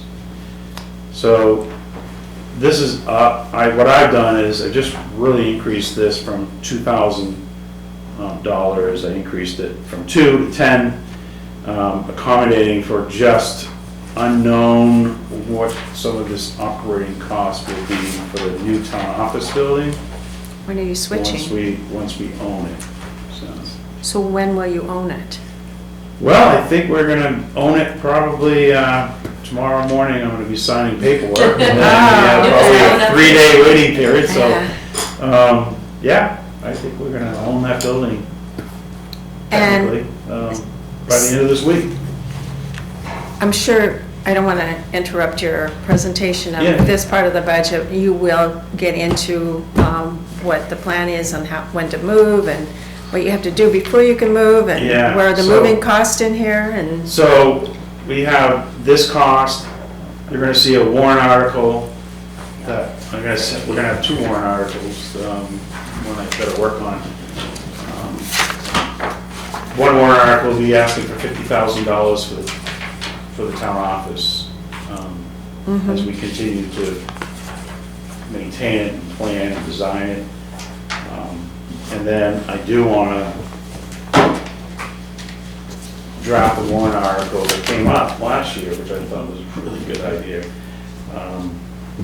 of creating whatever we call it, expendable trust fund, or whatever, where we capture some of the lease payments that we have in the town. And I don't know, John, if you were kind of talking about just this building, but I'm actually thinking about wording it so that we can create an expendable trust fund to maintain our buildings and facilities and identify some of the lease agreements that we have and have those revenues go into the fund. But the primary big one is going to be the lease on this building at $42,000 a year. Right. So if that article passes on April 1st, well, by the end of the year, you'll have $42,000 in. So it's. I only knew that about this one, so. Yeah. Okay. Yeah, so we'll have a discussion about that and, to see how big we want, how really what we want to encompass. I'd like to see us really have it general for all of our town buildings. So- How about the renovations? Is that another article? So the renovation would be, it's gonna have to come next year. It's just, right now, we're so close to finalizing warrant articles, we don't have any information on what it's gonna cost, what we're gonna do and what it's gonna cost to renovate. I would just be throwing a number out there. It took a long time, there was a point where I wasn't sure if we were actually gonna be able to buy the building because we had a lot of discussion over the lease agreement. So what do we got, 2 years left on the lease? Yeah, it expires 28. 28, yeah, So you wouldn't be moving in until probably then, right? then? I think the timing is, if we do it right, the timing would be very close to the expiration of this lease. Who's the tenant? Consolidated Consolidated. Communications. Oh, okay, that's where they do their, their Yeah. spare parts and things like that. Well, no, it's their Central office. Switching station. their switching station, yeah. It's live down there. Live. So you would, I was a little nervous, I was thinking about that over the weekend, I'm like, I don't know, the contractor that does the work, he's gonna have to have a good bond, because if he shuts that, he cuts the wrong wire, just imagine the North Country's gonna be out. Oh, boy. Yeah, look what happened, they had a telephone pole in Whitefield. Oh, yeah? Shut down 3 counties. so, Shoot. But the lease you're talking about is our lease with the bank. Yeah. Well, Yeah, the- two that's what leases, the bank- the one we're taking in, the one we're paying out. So we have the lease that we rent from the bank. Right. we have And that will expire in to 28. us. And then we have a new lease that will actually be starting, probably December 1st with Consolidated Communication. But the 2028 lease that you're talking about, is aligning with our timing of moving, is with. I hope so, yeah. And So- so we're gonna have to have some discussions with the bank, just, making sure that when we hit that expiration date, and I'm sure they'll work with us, that, if you need to extend it another 3 months or what have you. so it appears that you're not going to have any, well, you have 50,000 in here for. A warrant article. For a warrant article but that really won't even begin to take care of. We're gonna renovation. You cut the check, what was the check? To 600,000. 619,000? Yeah, 19, yeah. 620. Oh, so you have So some by the more. time Basically, everything was worked A out, little bit less. the warrant article raised and appropriated $700,000 to buy the building and do some maintenance and some preliminary design work. The only amount of money that I spent out of that $700,000 was we did an environmental assessment of the building, and I can't remember how much that was. It wasn't big money. That resulted in, there was really no significant findings other than some asbestos glue that was used, adhesive for the floor tile. So anyhow, we were able to negotiate a $6,000 reduction in the purchase price, and did some other, we spent $3,400 for the environmental. Alright, so it's 69,600. Yeah. So we have, so I guess to answer your question, sorry, is that we've got money left over from the warrant article last year, and then another 50,000, I think that's gonna be money for us to be able to come back next year at this time and know what we're doing. So the 125K total would be coming up with plans, essentially? I'm trying to understand what it would be for. Well, one of the things that I'm going to need to do as soon as we purchase the building, we are gonna have to expend money to separate the electric from the basement, so that Consolidated Communications has their Separate meters for own that. meter. Yeah. We've agreed in the lease agreement. A lot of the negotiation was over electric because they have an electric bill of about $130,000 a year. And that building only has 1 meter. was trying to We figure don't out. pay for that. Trying to figure out how we do this. So we agreed that we would spend the money to separate the power, and in the interim, until that happens, they will pay the electric bill and back bill us, but we're, by March 31st, I think I need to have the separate meters installed. What's the heat in that, Troy? So it's really what they've been heating with is electricity. Really? Yeah, a lot of electric in there. There's a lot of heat There's a lot of that's heat. generated in the basement, which is what they're doing. So that radiates up through. So what they were doing was just running. They'll be charging you for Meters radiant heat, yeah. up in the first. So Lori, and Troy, you said that the warrant article was for 700,000. And so I was looking on the 2026 estimated revenues, this sheet right here. And I don't remember it says used for warrant articles, fund balance used for warrant articles, because that's where we got the money. Yeah. It says 760,850. So what is the 60,850? The two revolving funds for the fire department were 5,000 each. Those came from unexpended funds from the year before, which is basically fund balance. Okay. So those two, the $850 for conservation Okay. care trust fund, 50,000 for the welfare expense that was unexpended went to the expended trust fund. So that's the 60,850. Yeah, I just, I was trying to follow along on the warrant articles. That explains the 60 over the 750, but if you said the total cost of the building was 625, or when you made that paper, you were still expecting the full 700 to be expended? The vote was for 700.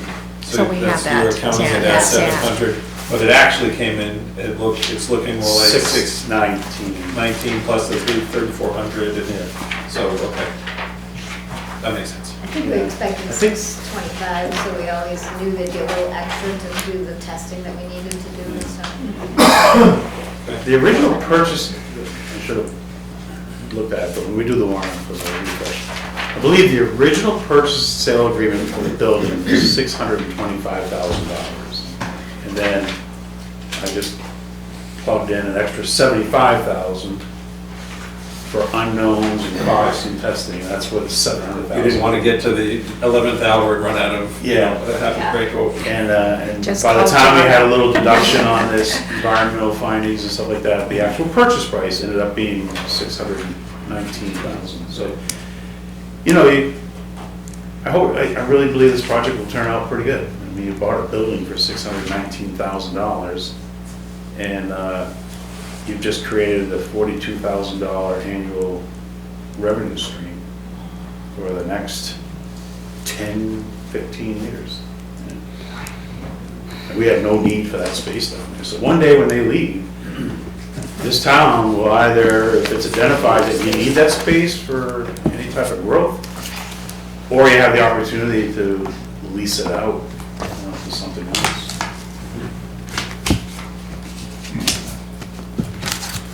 What's the increase in that? 3% increase annually? We locked it in, so there's, I think it was locked in for 5-year increments with 3%. Yeah. Anything else on town? We have cemetery left. Are you finished with the town offices? Yeah. Cemetery. So cemetery, page 5. We're very fortunate to have your cemeteries maintained by a separate nonprofit group. And they remained flat for the last 2 years, I believe. They didn't ask for an increase. This year, they have asked for an increase, which resulted in a 10% increase, or $10,709. And it's strictly due to, when they came in and talked to us, staff retention, which they really needed to make sure they compensated. They've had some changes in staff, and they were very concerned. At one point in time this summer, they actually came in and met with me. They weren't sure if they were gonna be able to hire someone to replace the couple people that left. But they did find someone, they're very pleased with that person, and so they've had some changes in their staff and salary. John? Is the groundskeeping contracted? I'm looking at the. No, they do not contract that out, they have employees. So they were able to budget to the exact dollar of the years? We pay, okay, so we have it as, It's just like the library appropriation, where we appropriate a set amount, and then we send them a check every quarter for that amount that's appropriated for them. And then they handle their own expenses out of their books. Okay. That's why you don't see it. So they have income off of sale of lots. Yeah, they have other And they, sources. you know, for conducting burials. And I think St. Rose of Lima still Yes. pays them a certain amount of money a year. Yeah, it's a contract. To maintain their, that cemetery down here. Everything to the right of the colonel. yeah, Steve just reminded me, part of the conversation they had was, it wasn't all just salary increases. They're losing revenue from burials and stuff because so many more cremations, they're not buying, yeah, they just, people are not buying full lots. So more people are going into them. Yeah. So, they, you know, they're kind of losing revenue, they're looking at their fees, and then the cost for labor is there. But you still, beautiful cemetery, very well maintained. It's beautiful. It is. It is very well maintained. So is that it for cemeteries? Set a good precedence with Paul Harvey down there, really. Yeah, well, Paul, Years. he's good. Long years. So we'll end this subject to rest? Yes. Thank you. Yes. So having John say that, the next part was discussion, and I had sent out, I think, an email to, I think Troy and Lori also received it. I'm not sure, I sent it to Carrie, I'm not sure I sent it to all of them. I went back and last week Troy was expressing, you know, his challenges on budgeting and trying to do projects, and I went back to see, okay, how much have we really spent, and where did the money go, and part of it, and how did we use the unassigned fund balance, and we used it in various ways over the years. Some was to reduce the warrant articles themselves to offset the cost, and then it was also used in October when we set the tax rate. And so I just wanted to remind people of what that money was.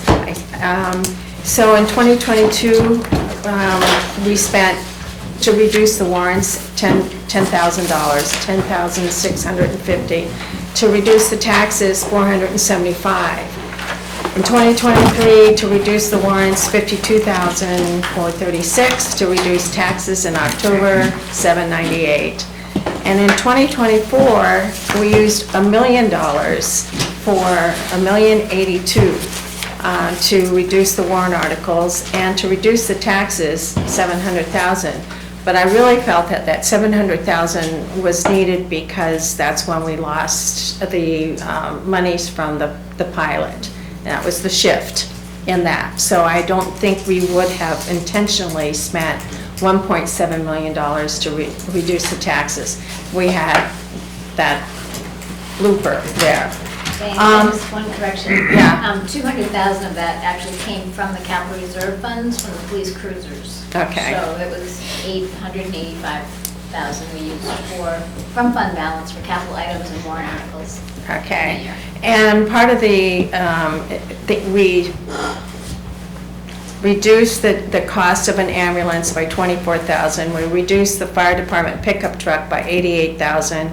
We reduced the fire truck fire hose by $47,000.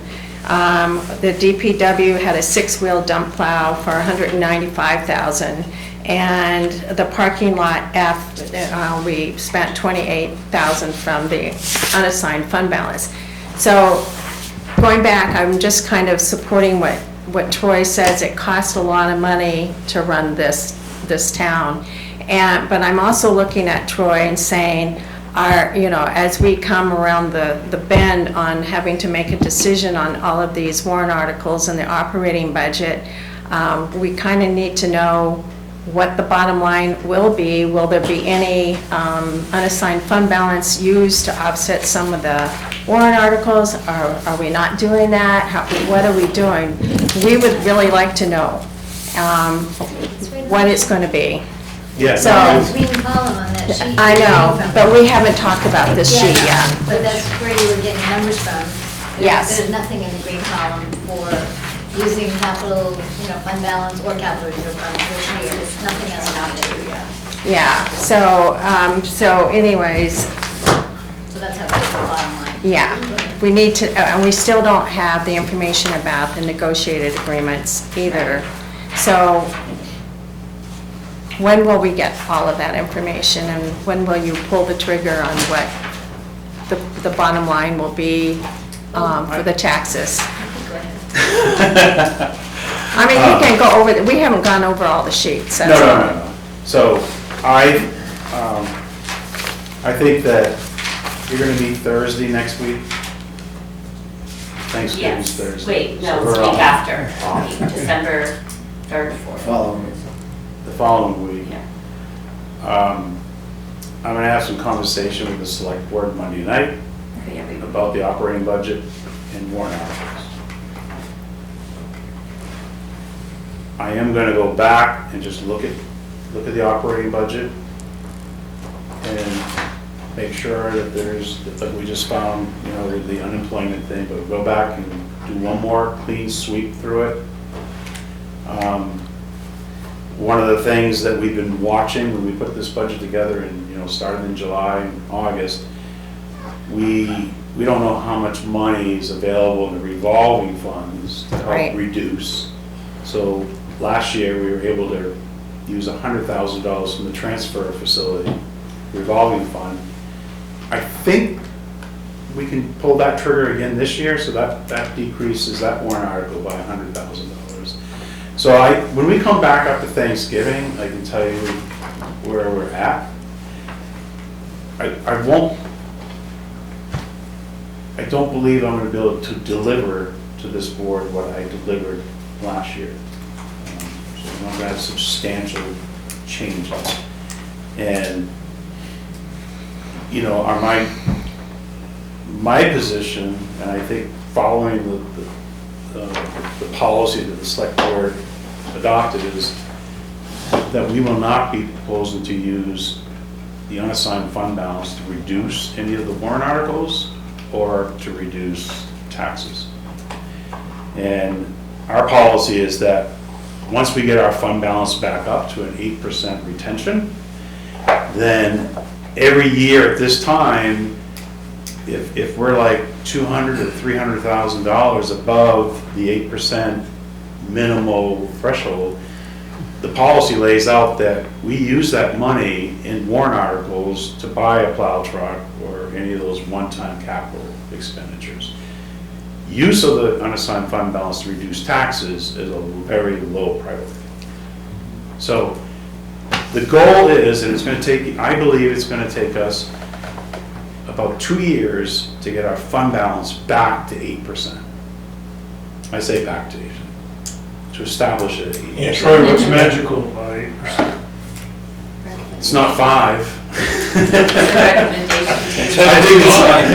There's nothing magical about it. I think, I really would like to see the town at 10, 12%, but I don't think that's realistic in Littleton. I think 5% is too low, and if we can work our way to get ourselves to 8%, your life, once you get it there and you maintain 8%, you now, it's all part of trying to establish some type of stability. And in a perfect world, it would be great for the manager to be able to put together your proposed operating budget, just the general fund operating budget, right? And that maybe that comes in at 3 to 5% growth, year over year. I don't believe, in the times we're in today, I don't know if 3% is even a realistic number. We always used to say 3%.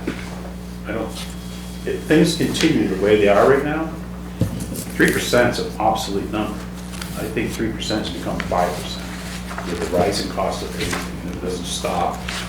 So if you can have your operating budget every year somewhere 3 or 5%, that would be great. And then you hold your warrant articles, those taxed warrant articles, try to match the amount that you raised in the previous year. Try to level that off so you're not going up and down, up and down.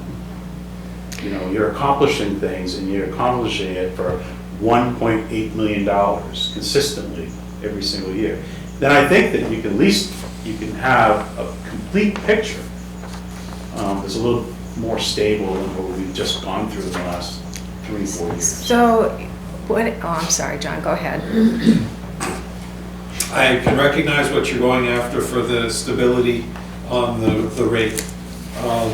I would recommend advise to the board, since we're advisory board committee here, that whatever that unexpended fund balance is, has to be a direct benefit to the town, not something that a department was hoping to get.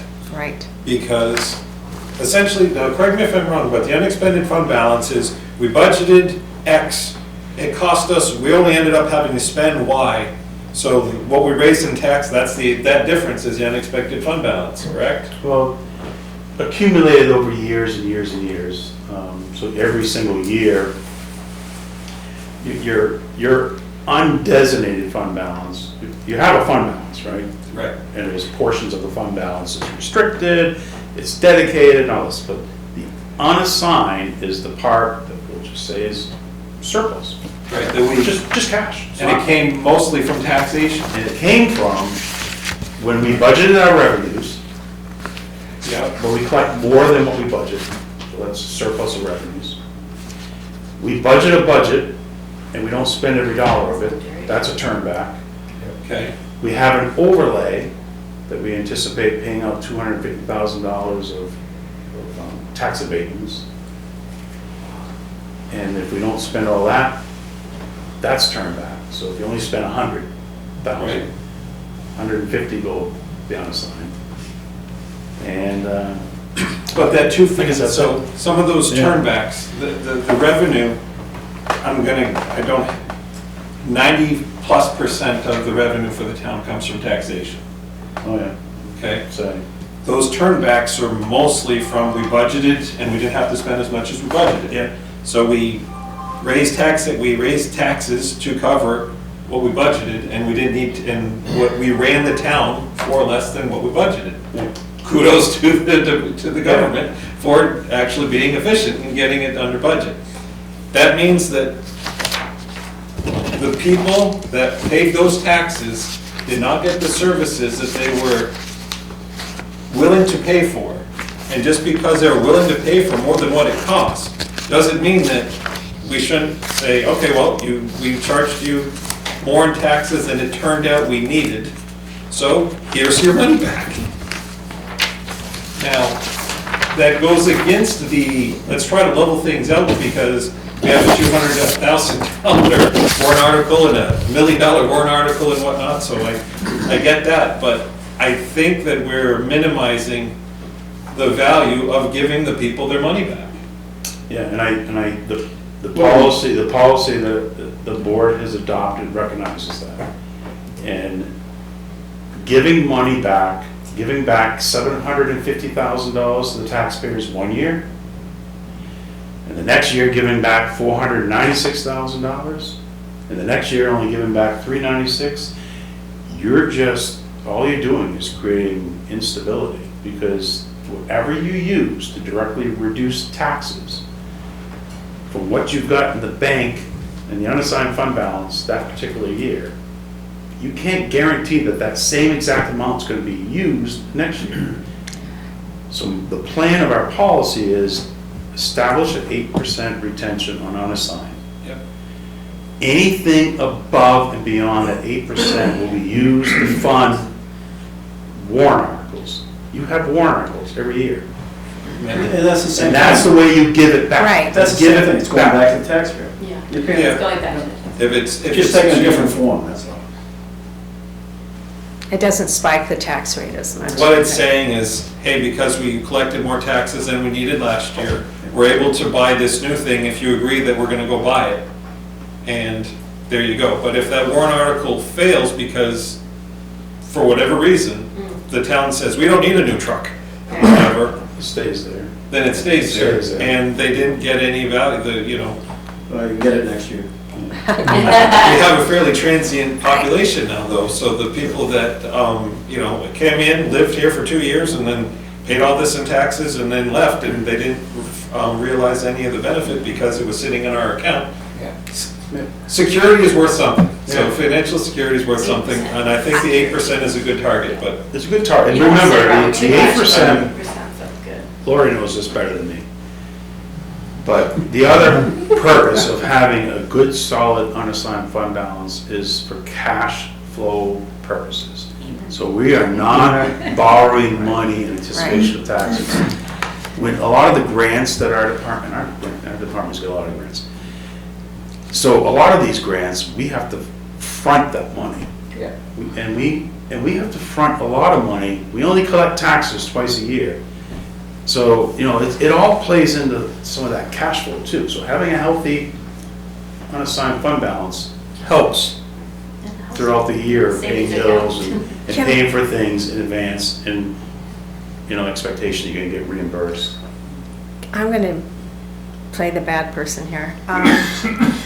So going on this same sheet, going down the 28-26 proposed and the difference for all the different departments, I was going through this, and a lot of them, there are some negatives, and a lot of them are smaller amounts, but we have one department that is significantly high every year. And it's comparing it, the other day, we're actually preparing for this meeting tonight, I said, what if someone asked me how much the school is going to go up this year? And so right now, they have this is just their operational budget. It isn't, they don't have any warrant articles with this. It's $499,000. And we have one department that is at least half of that, the $291,992. And that kind of stands out to me, that one department is increasing their operational budget by half of what the whole school system is experiencing.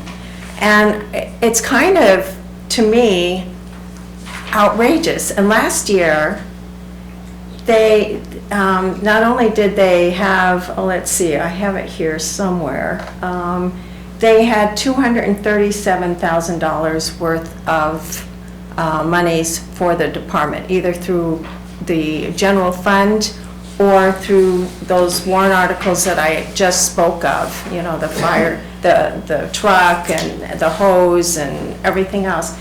That's a significant amount of money each year for one department when you compare it to a school system that is running everything for maybe $200,000 more. That's what their increases are. So I don't know, maybe it doesn't make any sense to you, but I just think we can't keep growing at that pace each year for that department. Okay, I've said it. Yeah. We'll come back and explain why that's there. I know that there's been movement of you know, ambulance out, ambulance in, this and that, so, and then on Oh, I top of took that you- into consideration. So that's what happens when you're always moving money around, you don't get that, you know, nice stable line of an even comparison. Well, But there's obviously, there's something there that's, that all can be justified. We'll give you a summary of that. Remember how I closed the meeting, our last meeting? So comparing me to the school department, the school department is one department, the whole picture, right, of the operating budget. So they have different departments within the school department. Well, my town budget is up $743,000 or 6.8%. And I identify over $450,000 of costs that are in that increase that there was nothing I could do about. It's insurances, it's property liability, it's big numbers. So, I don't know, so you asked us to take a look. No, I know, you did. And that's fine. I'm actually asking you to take a look. Oh, yeah, but Back and forth. and the reason I left the way I did at your last meeting was I wanted to make sure that you understood that I didn't want to create any unrealistic expectation that I can do something pretty significant. And that is why I read off all of those, all of the warrant articles, the use of the unassigned fund balance, because I am acknowledging that it costs a lot of money to run this town. However, I don't think we can sustain that growth, and that's all I'm saying. And when you're looking at those numbers against the $40 million sewer plant and the potential $40 million new elementary school, you know, I mean, traditionally, when we were trying to sell big ticket items, we did everything we could to trim that budget down and keep the operational increases at a very, very minimal. But, you know, I agree with what you say. It's hard to look at, but with some of that stuff, at some point in time, you're gonna say you're gonna have to live with this for another year. Make it work. It is 7:17. Go ahead. Go ahead. I thought Mary said something very profound one or two meetings ago. And I thought it really makes some sense, but you have to ask at some point, is this comparison of what the school is asking for increase compared to just one department? And Troy, I know, I don't want you to get all riled up either, but. Oh, no. But I think the, I'm cold. It is cold. Yeah, it never was on. well, I think Mary said it, I'm not sure I can say it exactly the way she said it, but she said that the town at some point should think about, are we paying for more services than our taxing capacity really is? And I think that's a pretty profound statement, and it needs some thinking. Many years ago, It's Al going that Dixon way. sat there and Going that way. what price rate. It's hard to put a hard figure on how ready you need to be and for what. So one final word, and I was going to do this at the beginning. There's two final words. You can't leave yet, Paul. Eddie Moore passed away, and I just wanted to take a moment to remember him, because he was another person that gave a lot of energy and time and direction to this community. And I can't even begin to tell you all the different things that he did. One thing that he did that I certainly miss now, he negotiated with, I guess it was cable TV, to have Channel 2, right? And I miss Channel 2. And that was one of the greatest vehicle for people to find out what was going on in town. They actually watched it. And they actually created programs for it. And we even had a program at the high school to help students learn about that trade. So I don't know if anyone wants to say anything, but hats off to Eddie Moore and thank him for his service. Obviously, in a short period of time, we've lost two significant contributors to Littleton. Brian Ward, who by his very nature was the kind of guy who jumped off the page actually. That was Brian's nature. Eddie was kind of on the other end of the spectrum. I first met Eddie back in the mid-70s when I came to town. I bought a TV from him. He didn't jump off the page with me at that time at all either. And his presence at the traditional town meeting, you could count on, in a given night, at least 12 times, him walking up to the mic and saying, "My name's Eddie Moore."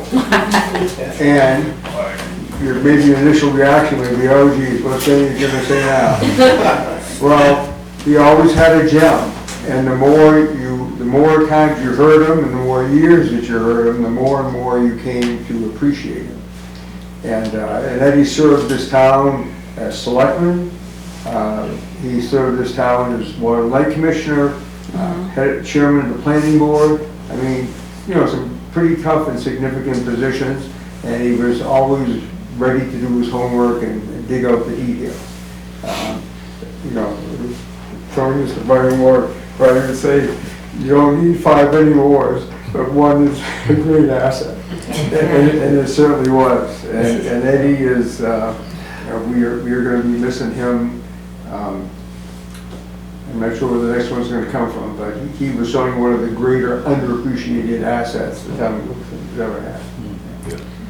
Well, I thank you all, and I want to wish you a happy Thanksgiving. You have next week off. And if you could put your chairs away. Just leave one thought. Just a minute. It would be nice at some time to honor and or recognize Eddie in some fashion. Two people for this one report. Motion. That means to say what people. I don't know.